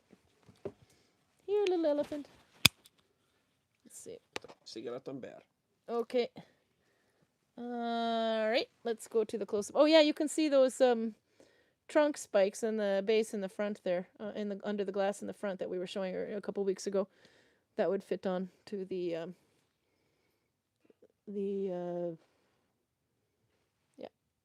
teeth, I guess you call it, tusks. Okay, there. This was the side view, and all these panels were different. You have to zoom in big time to see this one. I did take a picture, buddy, when we weren't there the first time around, and of these little panels, and I should have probably downloaded a couple of them for this, and I didn't think about it. And I could pull them up on my phone, but I got to dig way back. But every single one of those little panel frames are different. There might be some repeats, but they're not right next to each other anyway. Maybe, yeah. And then it's all tied together with these red ribbons, and they're sitting on the top of the whole thing with the carpet. And two guys could ride up on there. And, of course, very, very, very, very long spears, because all the better to hit the people down below with. Oh, Carla did not like that Carl went outside. I don't know if you can hear in the background. Oh, yeah, here's the side view. The other side. So this I was going to ask Carl about when he gets back in to see. But what do you think?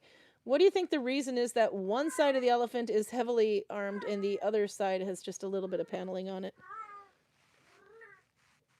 I mean, because obviously he's got a weak spot on the other side of it, so. I don't know exactly why that is. Well, we'll see what Carl says when he gets back. And here's another photo of it. Here's his butt. So there. And it's just kind of fastened underneath. Plenty of room to poop. I would hate to clean that thing. But yeah, I'm not exactly sure why he's more armored on one side and not on the other. I think it's to show the layers. Yeah, maybe. Or do you think maybe it's actually maybe is that blue cloth sitting on top of it? Maybe it is all the way around and the blue cloth is on. No, I was thinking maybe you could see some panels. It's hard to tell. But yeah, maybe. Let's see.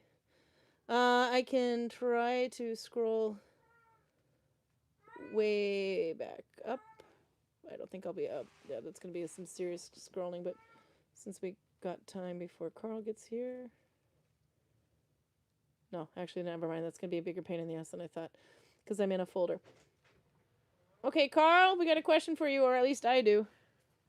Maybe the riders hung their shields on one side.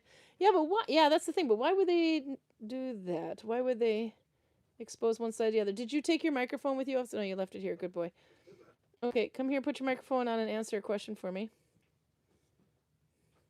Let's see.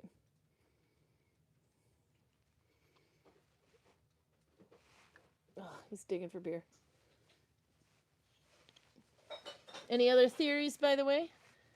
Layers, to show the layers, riders maybe hung their shields on one side. So the elephant, Carl, while you're digging for beer in desperation over there, one side of the elephant has got a lot of mail on it, and the other side is mostly blue cloth and just a little bit of mail. I was wondering if you knew why. You gonna join us anytime soon there?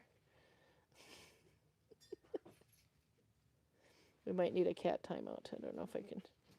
Oh, here he comes. You don't take that Beerzici beer, Carl. You can't handle that on top of another beer. You are so Audra influenced. I'm sorry, Audra. Okay, so what's the question? Okay, so this elephant behind you is really male on one side. Yeah. Okay, and then the other side looks like that.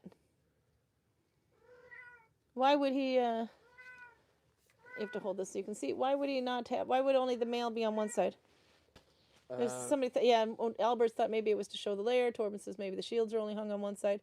But wouldn't it be, I mean, because I would think that a person could run around the elephant faster than, or an army could run around the elephant faster than the elephant could adjust to Oh the... no, they cannot. Really? These things are quick. Yeah, but we're talking not one person, we're talking an army. Like, Yeah, but this is something you will see with all sorts of cavalry. cavalry. Yeah. Armor costs movement. Yeah. The more armor you put on, the more quicker your elephant gets tired, and the less effective he will be in actually inflicting damage on the enemy. Oh, okay.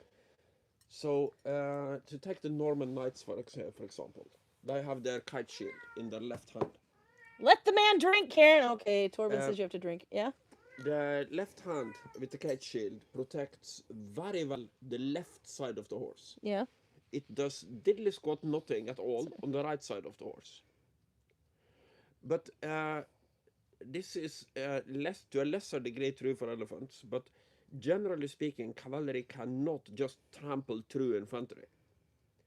You attack them in the front, and then you turn and walk along them for a little bit while you are throwing javelins, chopping them with your saber, doing whatever, and then you break contact and go away.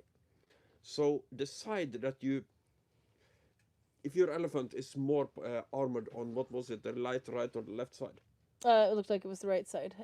Elephant left. So left of the elephant, yeah. So this side of the elephant. Yes. If this Yes. is the elephant. Yeah, but If you're this is mirrored the on screen armored now. side. You're mirrored on screen. Yeah, Yeah. but it doesn't matter because Okay. it's true no matter which side it is. Okay. You charge forward. What I probably did, and here we just have to speculate because it's hard to say, because being charged by a fucking elephant is probably the most terrifying thing you can do to anybody in the ancient times. There. Sorry. They have not seen artillery barrages. They have not seen the mushroom clouds of nuclear weapons. This is what would freak them out. Especially if they had those And, things on in the case. From the front, there is absolutely nothing you can do.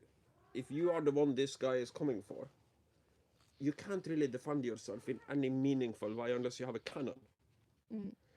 There are also 2 or 3 guys on top of the elephant who is enthusiastically hurling javelins in your face.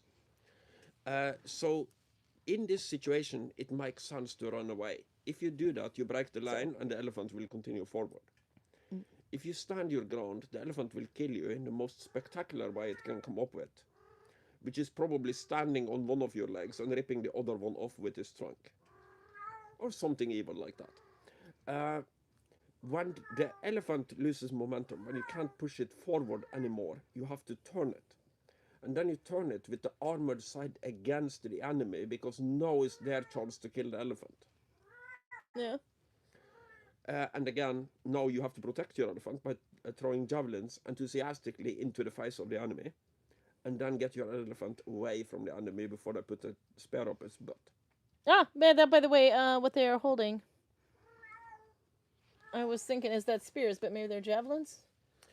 It It'll would change in most a moment. likely be javelins, because you would have to have a horribly long spear to reach anybody. Well, from the they're top of the extremely elephant. long, yeah, but do you see in that picture what it might be?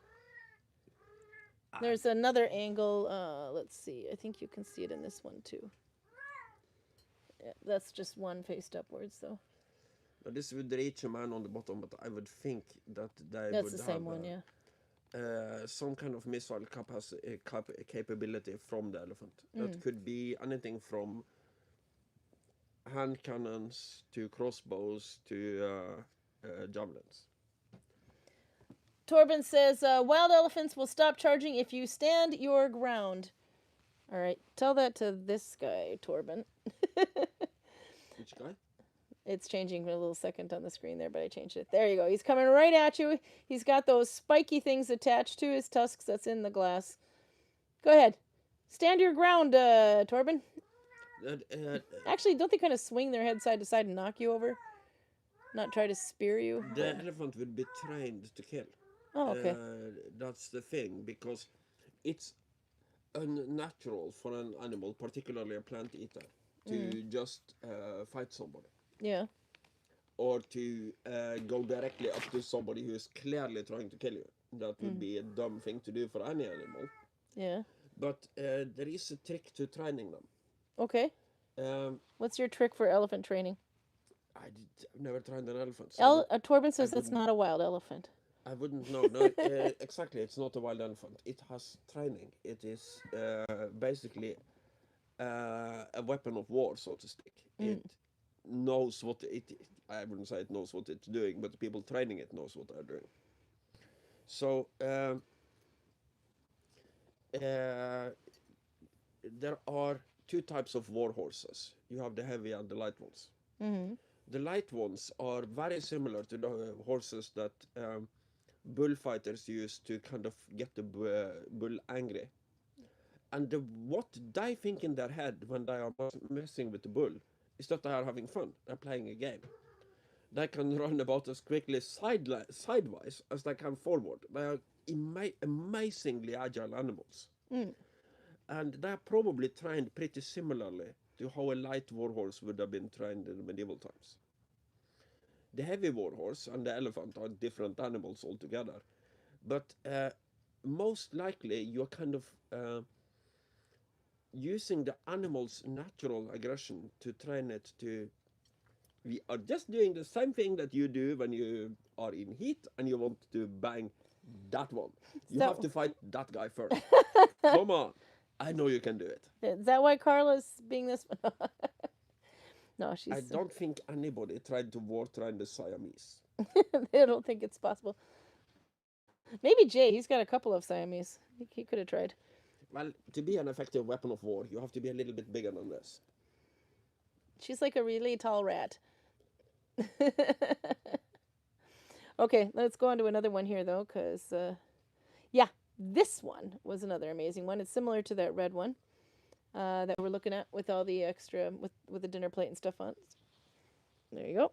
This one also has a lot of stamping pattern on it. I mean, studded pattern on it. But it also looks like it's got a couple of different layers. Oh, by the way, Nikki says, I haven't seen an angry elephant just stop if... I haven't seen any angry elephant just stop if you just stand there. Some elephants hold grudges and even remember who tried to shoot them. We've heard a little bit about an elephant's memory through the days of Disney and all these other things growing up. An elephant never forgets. Yeah, no, they seem to have pretty good memory, but... It's got a big-ass brain in there. I think he can. They're also...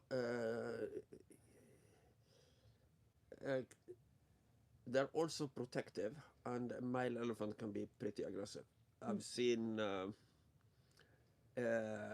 wildlife photographer really running for their life when the elephants get a little bit miffed when they're being filmed when they're peeing. Yeah, okay. All right, so this one, it has, it almost looks like a kaftan in form. The sleeves look like they're detachable, these pauldron kind of things. It also has mittens, like the other one, very similar in shape to the other one, and it seems like either a panel that goes through the under the opening, behind the opening of the kaftan, or it's a whole separate piece altogether. I'm not sure. There was a little sign there that we can probably spot later. Do you need to hold this now so you can see it then, Carl? I'm going to change to something more focused. I'm just trying to find out what the actual armor is here, because this just looks like stiff clothing to me. It's really cool stiff clothing, but it depends on how many layers and quilting and...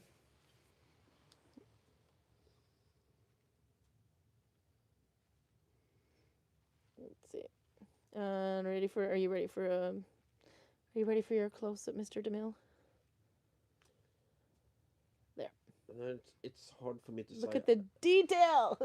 There's studding. There's anything sensible about this. Well, the embroidery. All the studding and all this is decorative. It wouldn't really do much armor-wise. But the question is, what is the actual thing fucking made of? Okay, I suspect we can find that picture here. Yeah, let's see. You have the screen, so you're gonna have to. If I put my face in front of this, they won't see it. Let's see. I can zoom in. This one should be... I don't have enough hands for this. Carl, can you support the computer? No. He's too busy pouring himself beer. By the way, you tell him to go ahead and drink. He's in Berzici land over there. is. How many stronger. percent is Berzici now that you just drank one beer? You would Sweet, lightweight remember little. it's about 10, but Yeah.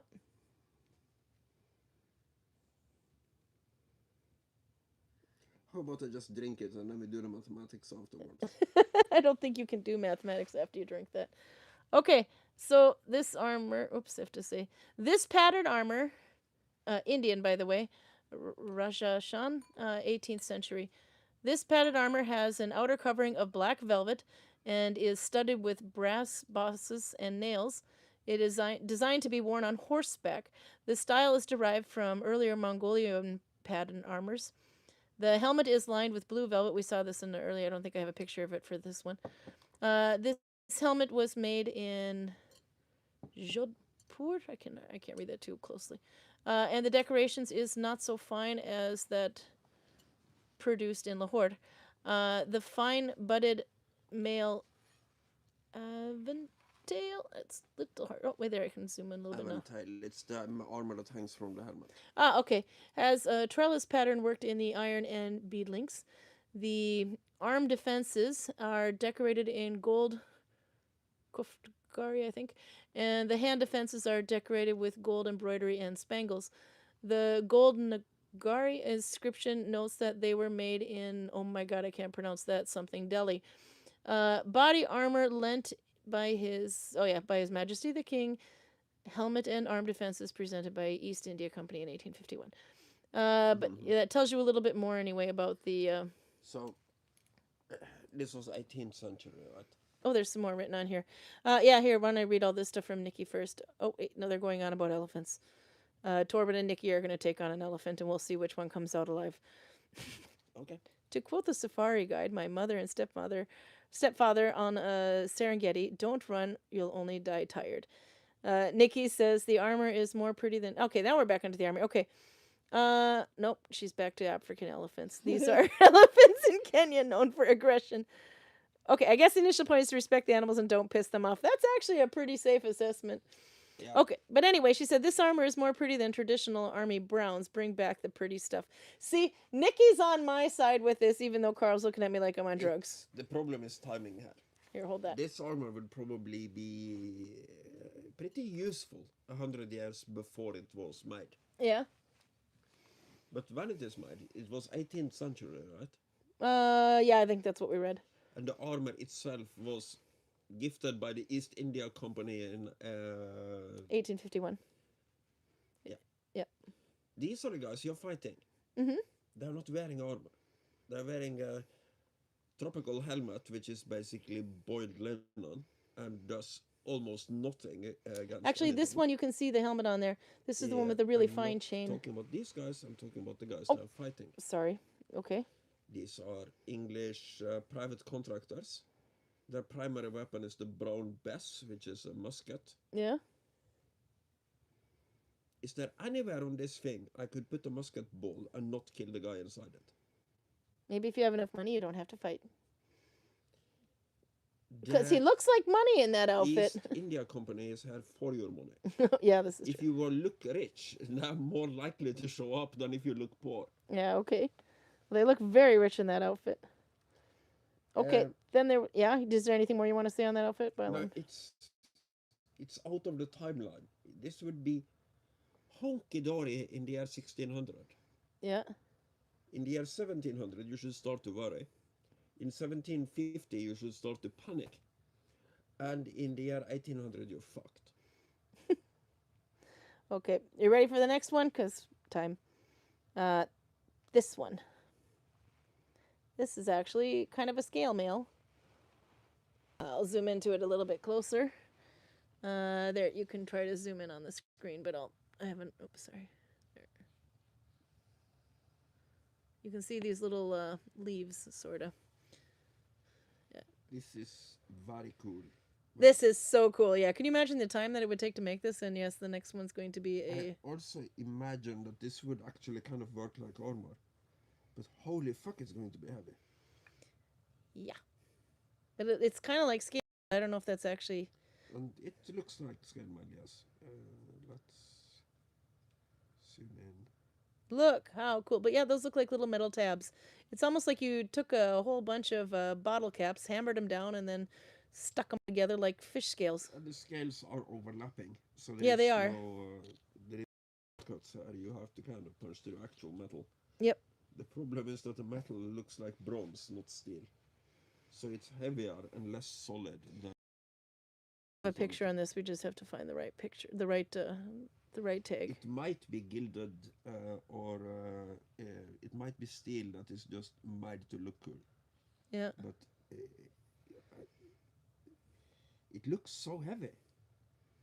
Yeah, it might be. Let's see. Fashion forward. Wear that, says Nikki. Okay, let's see if I have a picture that's right next to it that might be the sign for this. Scale coat. Yes, it is. Okay, then I have to steal the computer from Carl so I can fast forward on the screen. This coat has been covered with the scales of the pangolin. I gotta zoom in a bit more. Pangolin or scaly anteater. Oh, cool. The scales have been decorated in gold. Yeah, that's got to be expensive too, just to try to mine all those scales. Anyway, with the scales of the pangolin or scaly anteater, the scales have been decorated in gold, and the larger have been used where the protection is required. This is the only known example of this type of armor. It originally had a helmet, also made of pangolin scales. Maybe it's pangolin. I might be saying that wrong. With 3 plumes. The scale in the coat was presented to King George III in 1820 by Francis Rawdon, 1st Marquis of Hastings, 1754 to 1826, who was the East India Company's Governor General in Bengal, 1812 to 22. Okay, that changes things. Then it is much lighter than I thought it would. Yeah, because if it's pangolin, but hang on to it and we'll zoom in on that again. There you go. Okay. Then it's and the gold wouldn't make much of a difference because you can gild something with an enormous, comically thin layer of gold would still gild something. So I don't think the weight of the gold makes much of a difference. So what it then boils down to is how hard is this anteater's scales? Then I have no idea. We'd have to Google that sucker. I have no idea. I don't see the anteater as something people normally try to stab. So Novia says, poor pangolins. Yeah, but maybe they ate them first and then just kept the scales. So maybe he didn't. Carl's giving me a look like, did you seriously say that, woman? I'm having a little humor, but it's entirely possible. would they taste like chicken? I don't know. I don't know, but you know, I'd like to think that he served more purpose than I don't. Hopefully, they didn't descale him while he was alive. I'm feeling for the pangolins here. Carl's going for the beer. I think we've lost him. He's having beer Zichi though. Audra is going to be so happy. That is cool, being nature's armor to make. I can't read that far away. Let's see. Oh, to make human armor. Yeah, says Nikki. It is quite cool. Torben says pangolins, protection, and aphrodisiac. Of course. Oh, explain. No, every rare animal, somebody in the Far East will think that their pecker gets better by eating it. And do you have an opinion in this? Well, I have an opinion, of course. They're idiots. All right, well, I thought that was interesting. Okay, next one. Yeah, this guy. Okay, this one, he has coins. We've looked at this one when the first time we were there as well. This one has coins fixed to his armor, but it's I don't know if they're actual coins or just round discs. But I think I kept a thing for this as well. Let's see, it's not zooming. I have to be right-handed. Okay. So he has this has got some ring mail here, I think. We'll zoom in on it, take a closer picture. So there. More detailed picture anyway of those rings because you got a lot of glass glare going on there. It should catch up. There, yeah. So it is ring mail and it is all riveted, and they've got these little coins attached to it. Yeah, they do actually, because these look like some of the replica coins we have in the shop. Yep. Yeah, some of these look very familiar. These coins. So what's going on here is this kind of like a bridesmaid's party where they have to stick a bunch of ones and things on her to I- spend or what? I think it is, in this case, you have the coins on top of chainmail, and the chainmail is... Yeah, the coins are purely decoration, I would assume, unless they had no other method of they're not armor. purely decoration, but they're mostly decoration. It's like nipple protection. What is it going to protect? The one thing I can see that the coins would be good for Yeah. is if armor-piercing arrow with the bodkin head hits a coin instead of hitting the armor cleanly, Yeah. it will not go through. But it's got to be pretty perfect shot. Yeah, it's kind of the luck of the draw, but this is mostly, as I said, style. Yeah. But it is not completely pointless, because the coins will slow down the bodkin arrow enough that it probably won't break through your chainmail. So, nipple protection. There is, this I only have from role-playing games, so take it with a big grain of salt.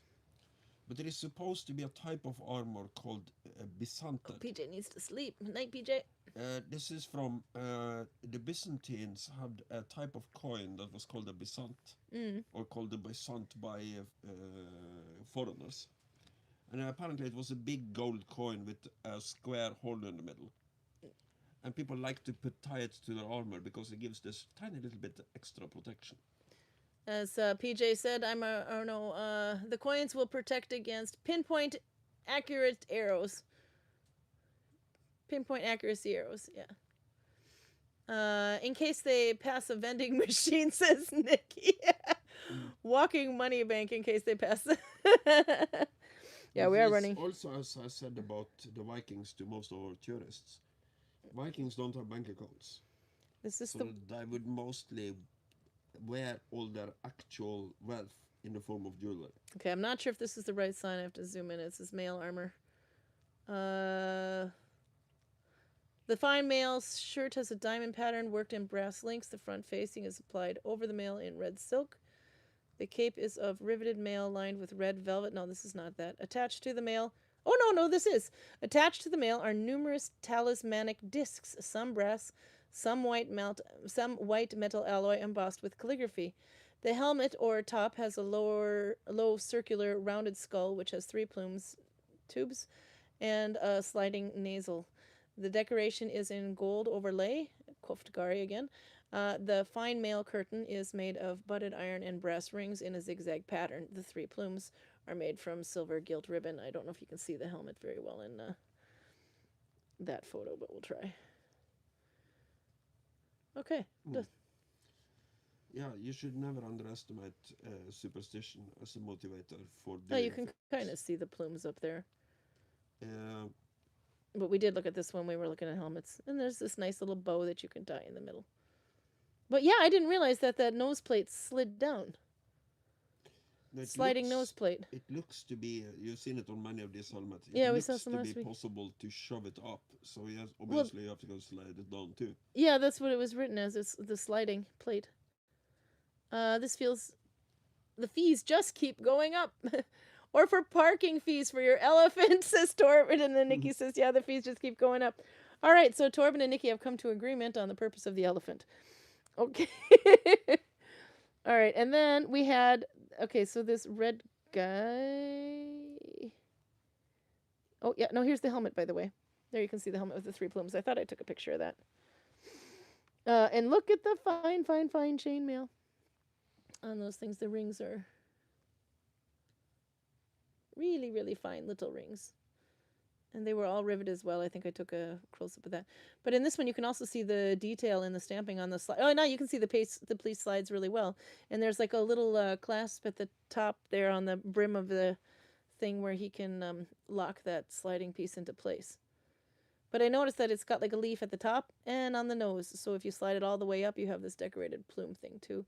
But I suppose it has to be wider at the top to keep it from sliding too far down. I also have a strong suspicion that a powerful attack directly into your face will just punch your nose guard into your face. I don't think it would actually be rigid enough to Yeah, stand up but you're not solid. going to fight him. His nose piece is too pretty to damage. So they're going to go for the coins. Yeah, have you seen any Indians who could actually fight? Osman's watching, you poor guy. We have representation. Sorry, Osman, he does not speak on behalf of the rest of... But what I'm saying is that all their armor is decorated like this. It's so cool, though. So if you have a very strong aversion against destroying something valuable, you can't touch an Indian at all. I like Nikki here. Also, the money sends Morse code and gives away your position in the reflecting sunlight.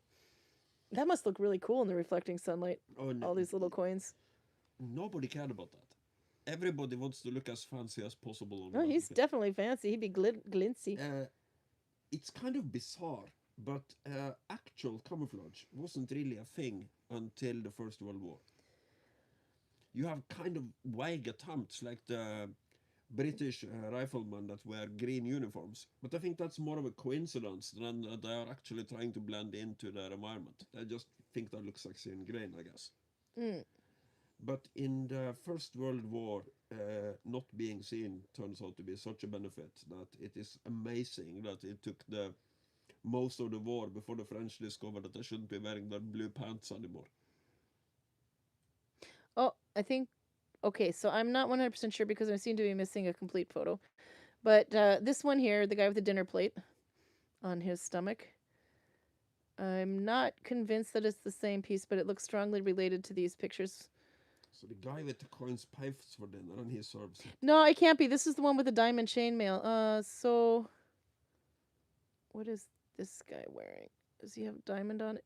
Yeah, maybe you can't see it too well, but if I put it up on the computer screen and then zoom in, it's not that. It's not the dinner plate one. I think it's this one because I'm not so sure, but he's got like this chainmail overlay, and if I remember correctly, that's got a kind of a diamond pattern in it, like dark links. They almost like they painted the links.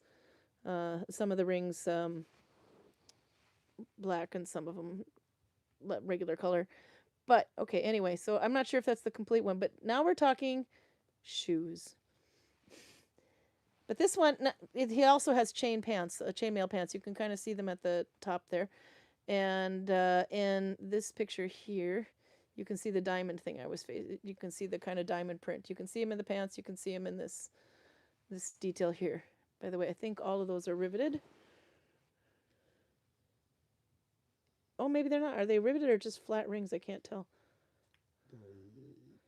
It's hard to I say, can't but see if they they're do riveted look, or not. yeah, they do look riveted to me. It's hard to butt flat rings anyway. Yeah. Okay. But yeah, Oh, see by the way, Osman's calling you out there. Sir, I will send some beautiful armors for you soon and chainmail. And you can please visit India soon with Karin. Karl, sir, Karin, ma'am, always welcome here. Oh, thank you. Yeah, no, we want to go to. I'm surprised you're going to take Karl into your country after he's being such a dick. Okay, let's look at the No, shoes. I'm not a dick. I'm just saying that everything I have is too stylish to actually work. Yeah, no, but they look so cool. Okay, no, but thank you anyway, Osman. That's really nice of you. Yeah, one of these days we're going to get there. Okay, check out the shoes though, because they have the coolest armor. Okay, so these are the shoes. What do you think? If you Can't look see really how they're close, made. now you can. There's this next picture is Okay, so it's like steel-toed boots. look at the detail work. My God, those guys were really good with detail.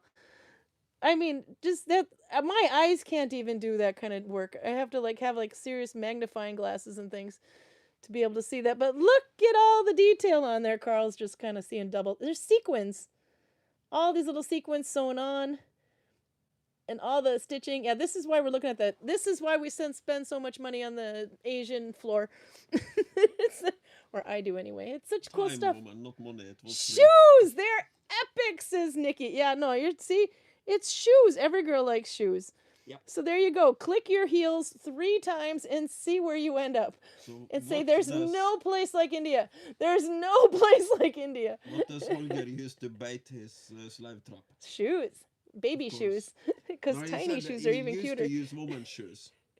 But when he used baby shoes, he doesn't even have to hide the net. Women will just walk under it to look at the baby shoes, and then he can capture them. I'm pretty sure you could stab his feet, but the toes would be fine. Those things are Well, that amazing. depends on what this is made of. I told you, it's like this metal, actually, I might have I don't think I have a thing for this, actually. So you'll have to look it up on the Royal Armouries, thing. Okay, and the mittens that he's wearing, I took 2 pictures of these. Details, details, details. I have to watch my battery here at 9, so I'm going to have to disconnect. Look at all the gold embroidery on top of red velvet. And then you can see nearby his fingers there. It kind of splits open double, so that you. Yeah, they do that in the West too. This kind of reminds me of Henry VIII's underwear again. Henry VIII probably had some really gorgeous underwear.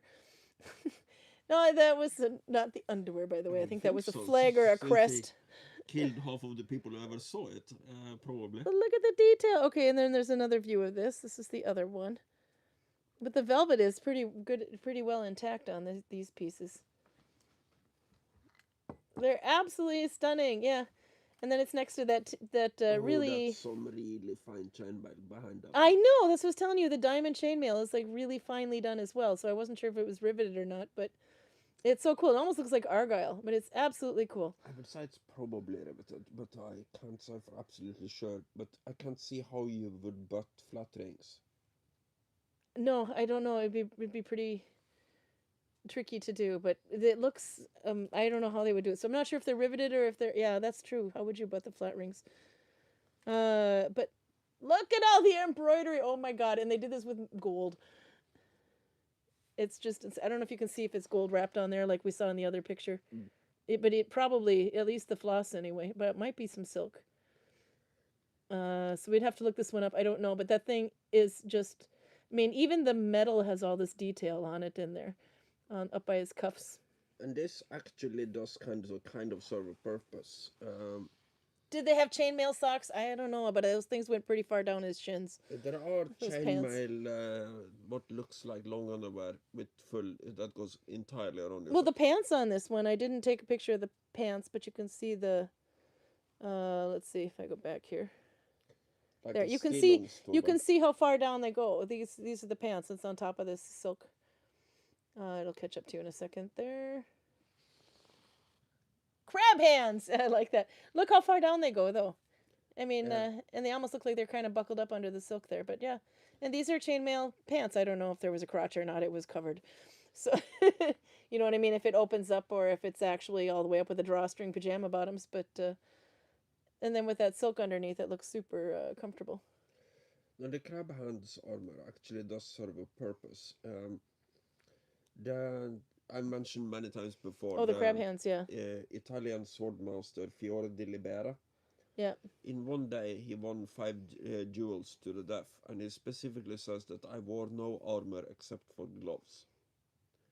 Yeah. Because even a relatively mild hit on your hands makes you useless as a swordsman. But you can see kind of between the two layers on the top of a hand there, you could actually slide a piece of metal in there. Yes, but imagine now the hand closed around the sword. Well, it would be on the back of their hand, so. That thing would close around the grip of the sword to the point where there would be no openings. So as long as you have a weapon in No, your no, hand, no. I there mean, are if they no- just did like, you know, my carpal tunnel bracers, there's just like a metal piece that goes on the top of your hand. Yes, but not when all the way hand around. is closed around the sword, Yeah, the so opening the piece is goes pointing here. towards me. And if he is standing on my toes and stabbing at my hand instead of my anything else, Oops, sorry, I dropped you. That's actually kind of preferable. I dropped you. But actually, I gotta change. Okay, so hopefully we don't have a sound issue, but we're gonna have to unplug the microphones and plug in the charger because we talked way too long again. So that means you and I are going on phone microphone, Carl. So you gotta keep up. Okay. Microphone, Karl, so keep up.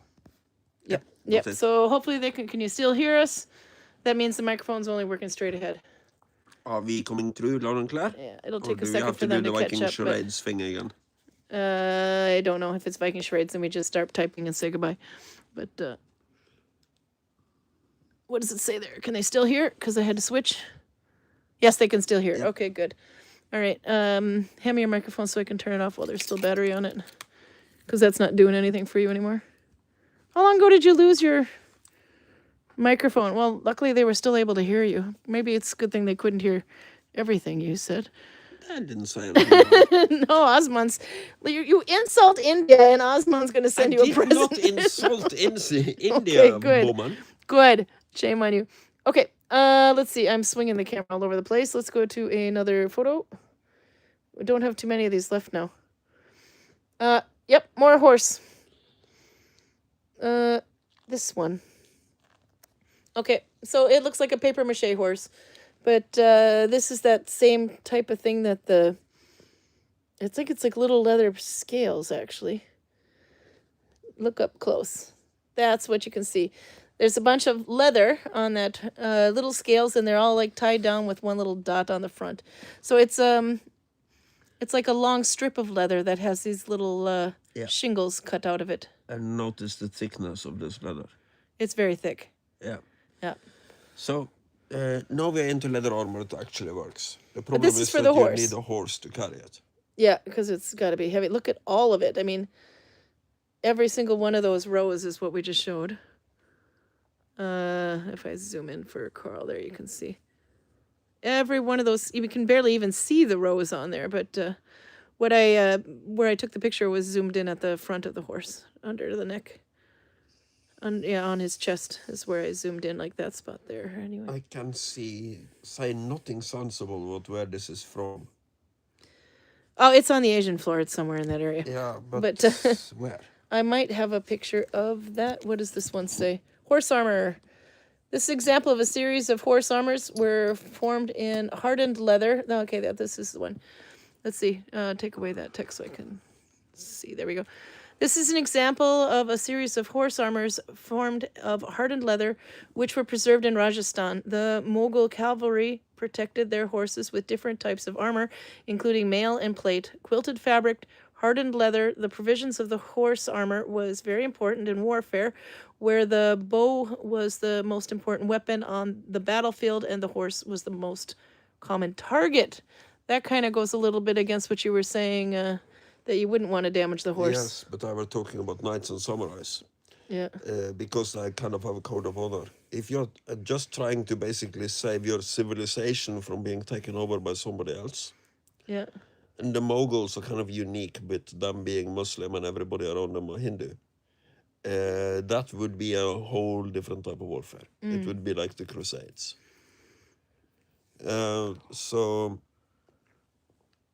There's a question here. Do all armors look identical in an army? Like, who makes this? Good question. No, they would not be identical. They would be extremely variable. So unless you're fighting somebody from a whole different culture, it would be very hard for you to tell if a guy is on your side or on the opposing side, unless he is... if he's facing the same way as you are, he's probably on your side. Or he's an enemy that runs away, and one or the two. Uniforms is such a light invention that it is... that's the British Civil War. Oliver Cromwell is the first to kind of make a uniform army. You would have signifiers that people occasionally would wear. Like the Romans were very fond of their legion numbers.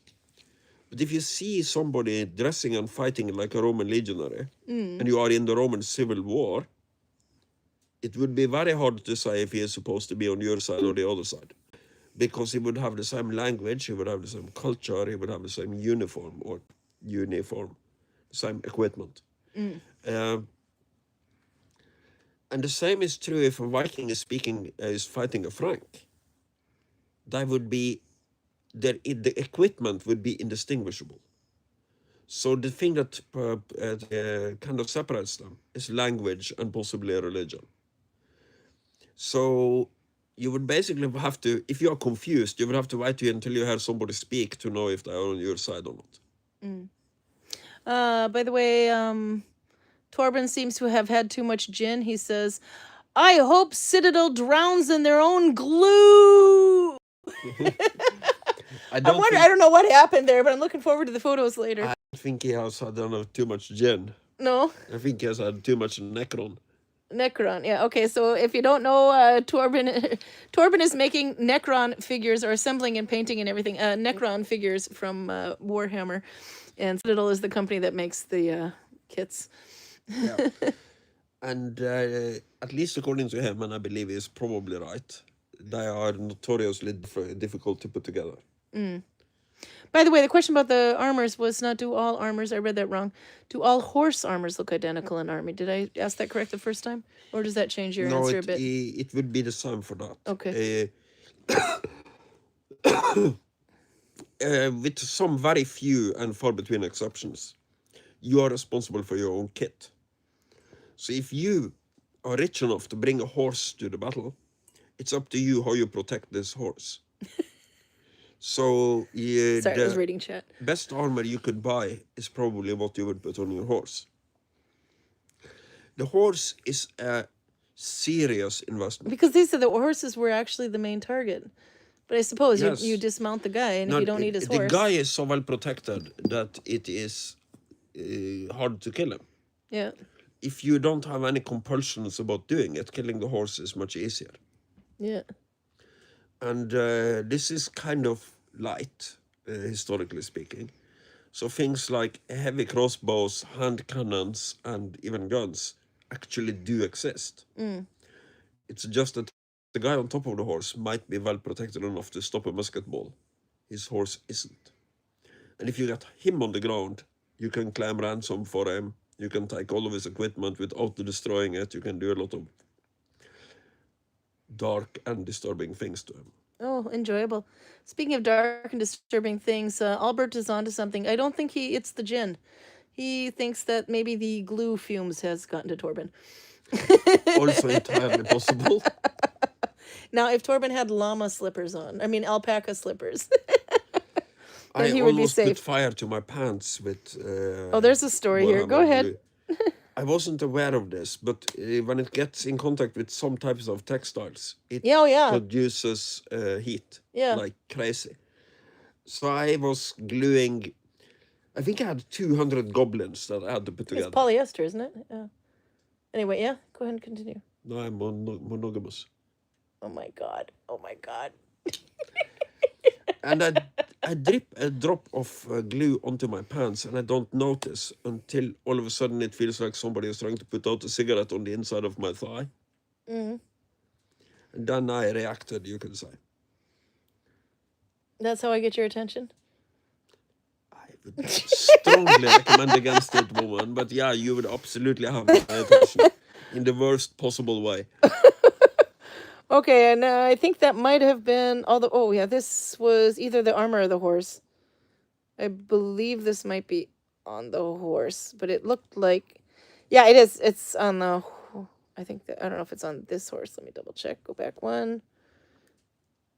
Yeah, this one does. Yeah, it is. Okay, so if you zoom in, we get Carl's head out of the way. If you zoom in, and you'll see by the saddle here. Here's where I'm pointing, Carl. But right by the saddle, there's like this piece of fabric hanging down, and it looked a bit like tablet weaving, which is why I took this photo. That's what that is. But I don't know if I can zoom in enough and see if that's tablet weaving or not. I think that's the same picture anyway. It almost the pattern be, yeah, no, I can see the lamellar on the horse in the bottom now. Woman, I think you were just No, on that's not tablet woven. No, it looks like part of it is woven though, but part of it is embroidered, top stitched. There's like a panel of red fabric going in between this chevron weaving, and then that's kind of stitched into the chevron, and then there's embroidery on top of the. And then there's embroidery on top of the fabric. Yeah.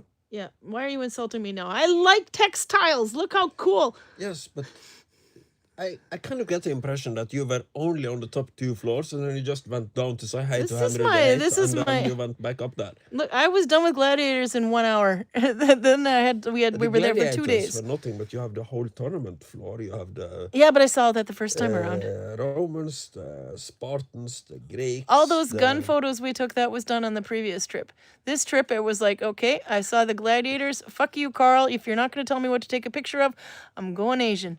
The textiles were the coolest thing, but as one of them, as Max was mentioning anyway, yeah, you get some inspiration out of it too. I mean, all these little ideas that suddenly jump into your head going, ooh, I didn't think I could do that with leather. I need to buy a horse now. You need to buy a horse now.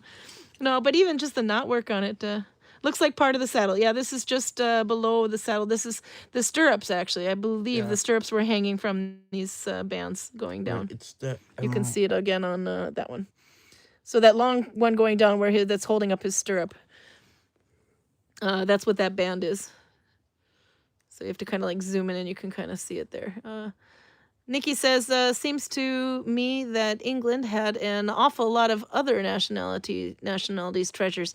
Well, this is mostly from one floor, but I was stuck on this floor. It was amazing. This is true, but I also had an empire for about 200 years where the sun never set. So Yeah. obviously they have to get in contact with a lot of Oh other yeah, people. duh. Of course, I didn't even think of that. But yeah, that would make sense. And there's some more mittens. These are this is a different. Oh, maybe this was. You can see kind of the pattern on the metal going around there as well. But yeah, look at these. They're kind of like scoop. Okay, so this also kind of has the claw hand thing that you were talking about with the two different layers. The velvet is much more damaged on this one compared to the other one. But you can see it's almost like it goes all the way up to his elbows. And then it goes, it's kind of like cup shaped around where the elbow is, but it's completely padded with this, more crabby hands, says Nikki. Yeah. But it's padded with this velvet anyway, but it looks so cool. And then there's detail. Of course there's detail. Now, Cup. when it sparring gloves, a lot of people, probably almost everybody except myself, really wants to use the mitten type. Where it's like crabby hands. You have Fancy oven mittens, says Novia. except for the thumb, you Yeah. have all of your other fingers kind of have to work together. Yeah.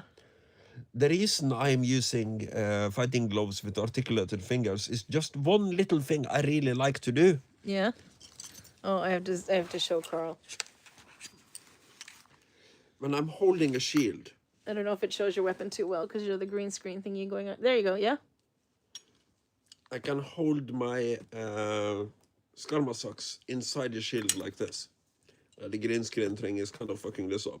Oh, there you go. But I can use my fingers like this to hold it inside the shield grip. And I can't do that if I'm wearing crab hands like this. Oven mitts, says Nolvia. Welcome to And the that's chat. basically the only reason, because I also acknowledge that oven mitt, crab hands, mittens, whatever you want to call them, gives you better hand protection. It gives you Because more. as soon as your hand is closed around an object, there are no openings anymore. There is no way that's true. that anybody can hurt my hand when I'm holding a sword in it. This side of somebody, I don't think even if the strongest guy swings a dynax at my hand, I don't think it would do anything unless my hand was stopped against a solid object. Okay. I was thinking the benefit of the crab hands is it gives you more surface area to embroider, so you don't have to go in between the fingers, etc., that you would on a glove. The look on your face says I made my point. Okay, and even closer detail. Look at that. It's insane, the embroidery on that thing. As you can see, it almost looks like a little beading. No, it's plied fabric that's going back or yarn that's kind of going in between there, and then you've got these like loose ones that are probably this loose floss that's making the big ones, and then you've got or the flowers, and then you've got these sequins. But that little piece in this picture here would take flippin' forever to do. And then of course it's on the size of an oven mitt, so it's like tiny. It's not a lot of workspace, but it's still just making one half of the crab hand would be forever. On the second floor of the Royal Armoury, you have the armor of the Black Knight. Yeah. That has two kind of vicious sword cuts on the back. Yeah. I think I might have one more picture. This is the armor of a British prince, so it's about as far as the British were at the time. Yeah. But you only see two stripes of it because it is basically just hardened steel with that has been blackened, so it is black because he is the Black Knight. If he was Indian, it would be 600 man-hours to repair that armor. Oh yeah. Easily. But Nikki has another good point here. Laugh out loud. Imagine getting a fist to your face and having beading embroidering marks on your face. Asking for a friend who likes sleeping in 7 p.m. as your standard time. Yeah, our standard time is actually 9:30 almost, so we got to get going. And then Nolvia says, reminds me of the hair art on your wall. Oh, yeah. I don't know if that's going to show up, but I can, let's see, turn off green screen here for a minute. And then we can see it. The creepy hair art, which is absolutely gorgeous. Actually, yes, it does. That one there. It's hard to see without the light, but that one that's made with all that little teeny tiny. You want to reach that down, Carl? Because I'll shake the camera all over the place. Drunk Carl to get your No, just reach up and take the picture. priceless family heirloom of the Wall Woman. Yes. No, because it's got a glare, so you can't see the. That's it. All you got to do is lift it a little. There you go. There. It's okay mirrored, but you can see. Yeah, it does remind me of this. All this looping.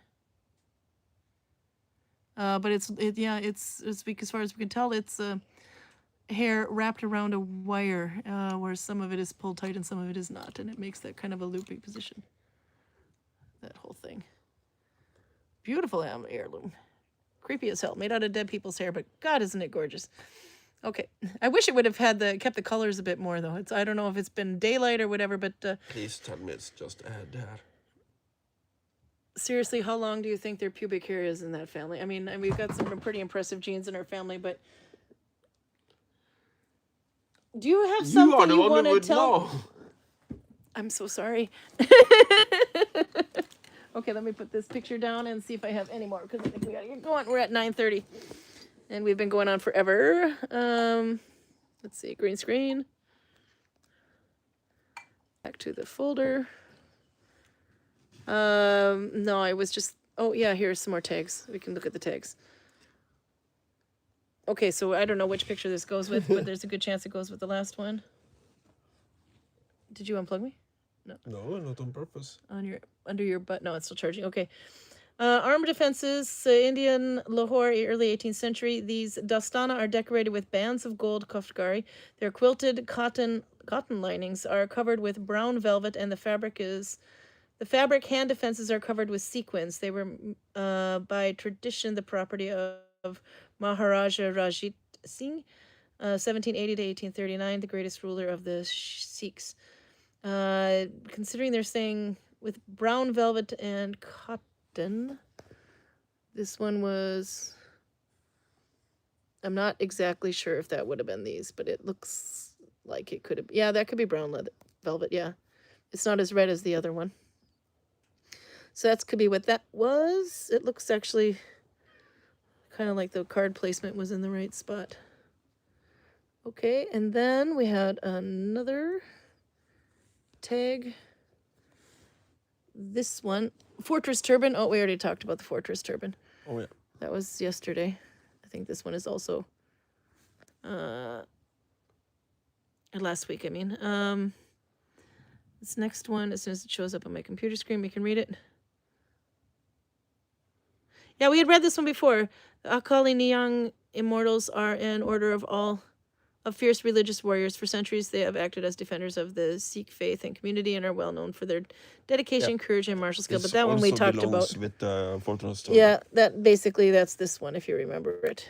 Look last week to find out more about it, because we're massive overtime here. Oh, here we go. Laugh aloud. Imagine getting a fist to your face and having bead and embroidery marks on your face. And then Nikki says, asking for a friend who likes sleeping. Yeah, what time is it? Reminds me of the creepy art on the wall. And then says Nolvia, and then Torben says, I couldn't get any of the glue out of the bottle, so I kind of used some force, and now I got glue across the living room floor, up the wall, and across the aquarium, and that's 5 meters away. And then Nolvia, quite really well timed, I don't know if this was intentional, said, it just got creepier. It's like a scene of Dexter with Warhammer glue in there. Okay, I think that's everything in... Oh, no, we have one more. This guy. This is the guy that had the chainmail pants, by the way, with the shoes. He has a plate stuck to him. This is another one of the adjustable nose guard. Yeah, but there you can see where the gloves are. But these are different dinner gloves. But it also has that kind of a pauldron thing going on up to his elbow there. Or not pauldron, but elbow guard. But at least I see a lot more metal on this one, and I trust metal to stop metal. I just don't really trust wicker woven, Fabergé, macrame, It's a diddlywok. decorated baking sheet he's strapped to his chest, but it seems to work for him. Washed it off with citric acid, said Torben. Oh God. Okay, and then This looks like actually good armor. there you can see how the If I'm to nitpick, baking sheet is strapped on. depending on who you're fighting with, you might want to have some pauldrons. But you can put that on Yeah, but top this of is this. that really, really, really fine chainmail. Look how fine that chainmail is. Yeah, it's fine. I mean, And this, yeah, the straps almost look like tablet weaving. one I reason took a I picture of can that. see for using very fine chainmail is if you are dealing with a lot of armor-piercing arrows. Yeah. Because an armor-piercing arrow is kind of based on the idea Yes, that you it only did. have to break one link to get through the chain. Yeah, that's a lot of links, though. And if the chain is fine like this, you have to break multiples, and that requires an enormous force on the arrow. So Carl cracks me up.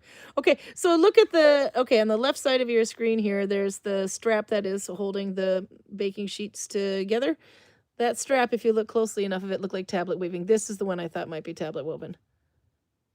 But I don't know. I need what is tablet woven here? that strap there. It's The gonna chin catch a- strap. No, the one that's holding the dinner plate to the side there. But that looks like tablet weaving to me.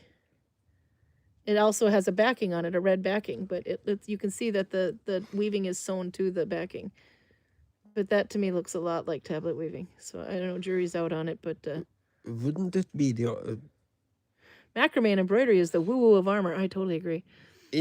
But that it looks in tablet weaving? Wouldn't the lines be going like this? No, that's regular weaving. That would be tabby weaving. Oh yeah, yes, you're right. Yeah, so but it looks like it because tablet weaving can look a bit like stockinette stitch knitting, because two sides make it look like a V from the knitting, but it's not. It does look like Torben says it looks like the hoseband on my bunad. Yeah, which is also would be Tablet woven, yeah. either tablet woven or fyrflatting. Oh, what the heck is No, that because called in the Norwegian? English? other alternative is that it's embroidered upon a slip of something. Yeah. But But that is the full strap there. But when I had to try to get as close as I could, students are walking behind me. Look, the phone is like literally pressed up against the screen to try to get that. Okay, I think we gotta call it, Carl. I think this is the end of everything I have in this folder. I knew this was gonna be a big one though. But oh, one more. This guy. This one was for Carl. Sorry, you can see my face hanging in the screen there. It'll catch up in just a second. There. This is plate mail. this is a gauntlet. Yeah. And there's the side view. Articulated fingers, no crab grip here. Obviously a different part of the world. But I don't know. I think they used this. look how cool that is, all those pieces. They used variations of this Maybe very flexible. all over the world, I think. It could even be Japanese for that matter. But I'm tempted to say... It did look like using an old picture frame for the chest plate. I'm tempted to say European, late medieval, early Renaissance, but I'm not sure. Yeah. By the way, this was his armor, I think. See it popping up. I think it was, if we see it, look at the hands on him. Henry VIII here. No, it's not. It's not. Never mind.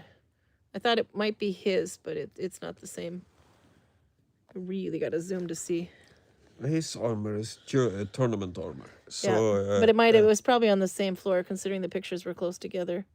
But I just thought that detail was kind of cool for plating, because that gives you a lot of dexterity for some very stiff material. If I remember correctly, Henry VIII was the last English king to actually lead an army on the battlefield. But when he did, he was so fat that they had to winch him onto the horse. Yeah, well, it could actually be his there. I'm not sure. But yeah, anyway, because it's hard to, it was... Because that's practical hand armor. if you want to wear your gauntlets the whole day and you also occasionally have to sign documents and do other things that requires manual dexterity, this is what you would want to wear. By the way, Nikki thought they should paint the nails on those. I think so too. And it would be much cooler. Well, if it did belong to Henry VIII, he might or might not agree with you. Yeah, they should paint the nail details. Okay, anyway, let's turn the green screen off now. Do we have... There. Carl. Do we have any more pictures to go through now? I think this is the end of the Royal Armouries now. I don't think so. Oh, so what are we going to do next week? Do we need to make the chicken? That looks like a turkey, but smaller. Are you dumb? Yep, I am. No, but what are we going to do for next week now? Obviously needle binding, more needle binding. If we like the green screen thing, I can put a bunch of my needle binding up, the hats, because they're all sold and gone. But the hats that I've made this year alone, for example, I can show those, and most of them are in Oslo stitch. Show us some different Norwegian food. Oh, we haven't done that in a while too. Ooh. Oh, I had an idea in that context. Yeah. Cooking with Carl. We do still have the bread maker. That we got it's still in the plastic. This is not good. We got that from your parents. I mean, when both of them were alive. So it's been a while now. We should try to use the bread maker for something. We've been talking about this for like 3 years now. Yeah, bubblegum bread and all kinds of fun stuff. But Warhammer painting episode. Oh, we do need to do a Warhammer painting episode. Viking needle binding and Warhammer painting. Yeah, Warhammer painting tips a la Carl. He has no I vision. think you've already done it once. I was painting a He figure. did it just once, but yeah. But then we'd have to definitely get the camera, the gimbal sorted. I'm pretty close to have my orc Rekka boys ready to go. So Can you do that? Do some of it. We'll do some of that, some of needle binding, and then the closer we get to Christmas, the more weirder the Norwegian food gets. alcohol. And alcohol and painting sucks balls. Stash busting for Carl. Nikki says, "Oh, jousting." Jousting? Okay, there you go. I think stash busting for Carl would be better. No, I think you're gonna have to do a little stash busting on your orcs. You failed last year, and you only had to do 1 or 2. I forget. Woman, this is your game, not my game. Yeah, I'm taking you down with me. I still haven't even established my full stash yet, but so far I'm using the balls that I've said I was going to. So I've got at least... So far, she's using the balls that she said she was going to. No, but I mean, okay, this was 100 grams. This one here, total. This was 100 grams. There's it there. And then I've got this one, which is probably closer to 75 grams. In that case, woman, I'm pretty sure my balls are 100 grams too. Oh, Jesus Christ, there's a reason they're laughing at you on screen. Okay, and of course I flipped way back onto YouTube on the computer so I can't keep up with chat there. There we go. Let's see. All the way to the end. There, now I can see. Did you wake up again? NFK! Yeah, no, not for kids. As long as you leave the glue out of the equation. They've shortened it. What? NFK. NFK, yeah, not for kids. They've shortened it. Well, Nikki has anyway, but that's only because Raymond was here when they were talking about rabbit sacrifices. So we probably scared him off now, whoever. Okay, but anyway, no, we got to really get going. Outer says, you're not going to take me with you, so I am with Carl. What? Outer. Not suitable for work, as says Torben, but of course he writes NSFW. All right. So anyway, now that Carl has downed a bad beer, even though that it was not as much, he didn't like it, he still downed the 4.7%. And now you're on the Birzici, which is double digits. It was nice. I've got to I've got to feed him and put him to bed. No, but actually, it's 9:39. This is probably the longest one we've done. We had a late start too, which didn't help. Oh my God, I got it. But yeah, we'll see you next week, and maybe we do a little Warhammer painting. It depends if we have a tendency to be leaving later and later on Saturdays from work, which means we're rushed as hell when we get home. Today we had all of 4 minutes, and we were started 3 minutes late. Yeah, but it's a little bit because we're idiots. We are idiots. We could have gotten a ride with somebody at 6 o'clock and But didn't she think about just it. walked by and said bye when we were We're like- happily working because we are idiots. Yeah, and the one that was driving us had company, so they were visiting with people after work, and we just didn't even put two and two together. Yeah, So, and he isn't really obligated to drive us. No, so- nobody's obligated to drive us. We could have walked our own butts home earlier if we left. Anyway, we can't plan, and we're babbling. This is the Minnesota long goodbye. You start late every time? Yeah. No, I hope not. The idea wanted to be 6:30, but I just couldn't commit. I didn't know if we'd be here, and it turns out we weren't at 6:30. We are usually on time for the time we say, but what time we say is kind of up to how Yeah. my desperate American feels at the time when we Yeah. announce it. The only way we'd be actually at 6 or 6:30 right now is if we actually started walking home at 5 o'clock. And there was snow out today. We had our first Gudvangen day of snow, and it was really cold. There's a reason the fireplace is going over there. Yeah, but the reason for that has nothing to do with the cold. Okay. Goodbye, Carl. Say goodbye. All right, we'll have some fun, and hopefully we'll have the gimbal fixed so you won't be so seasick at the end. All right, see you next week, hopefully at 6:30. Okay. Bye. Bye.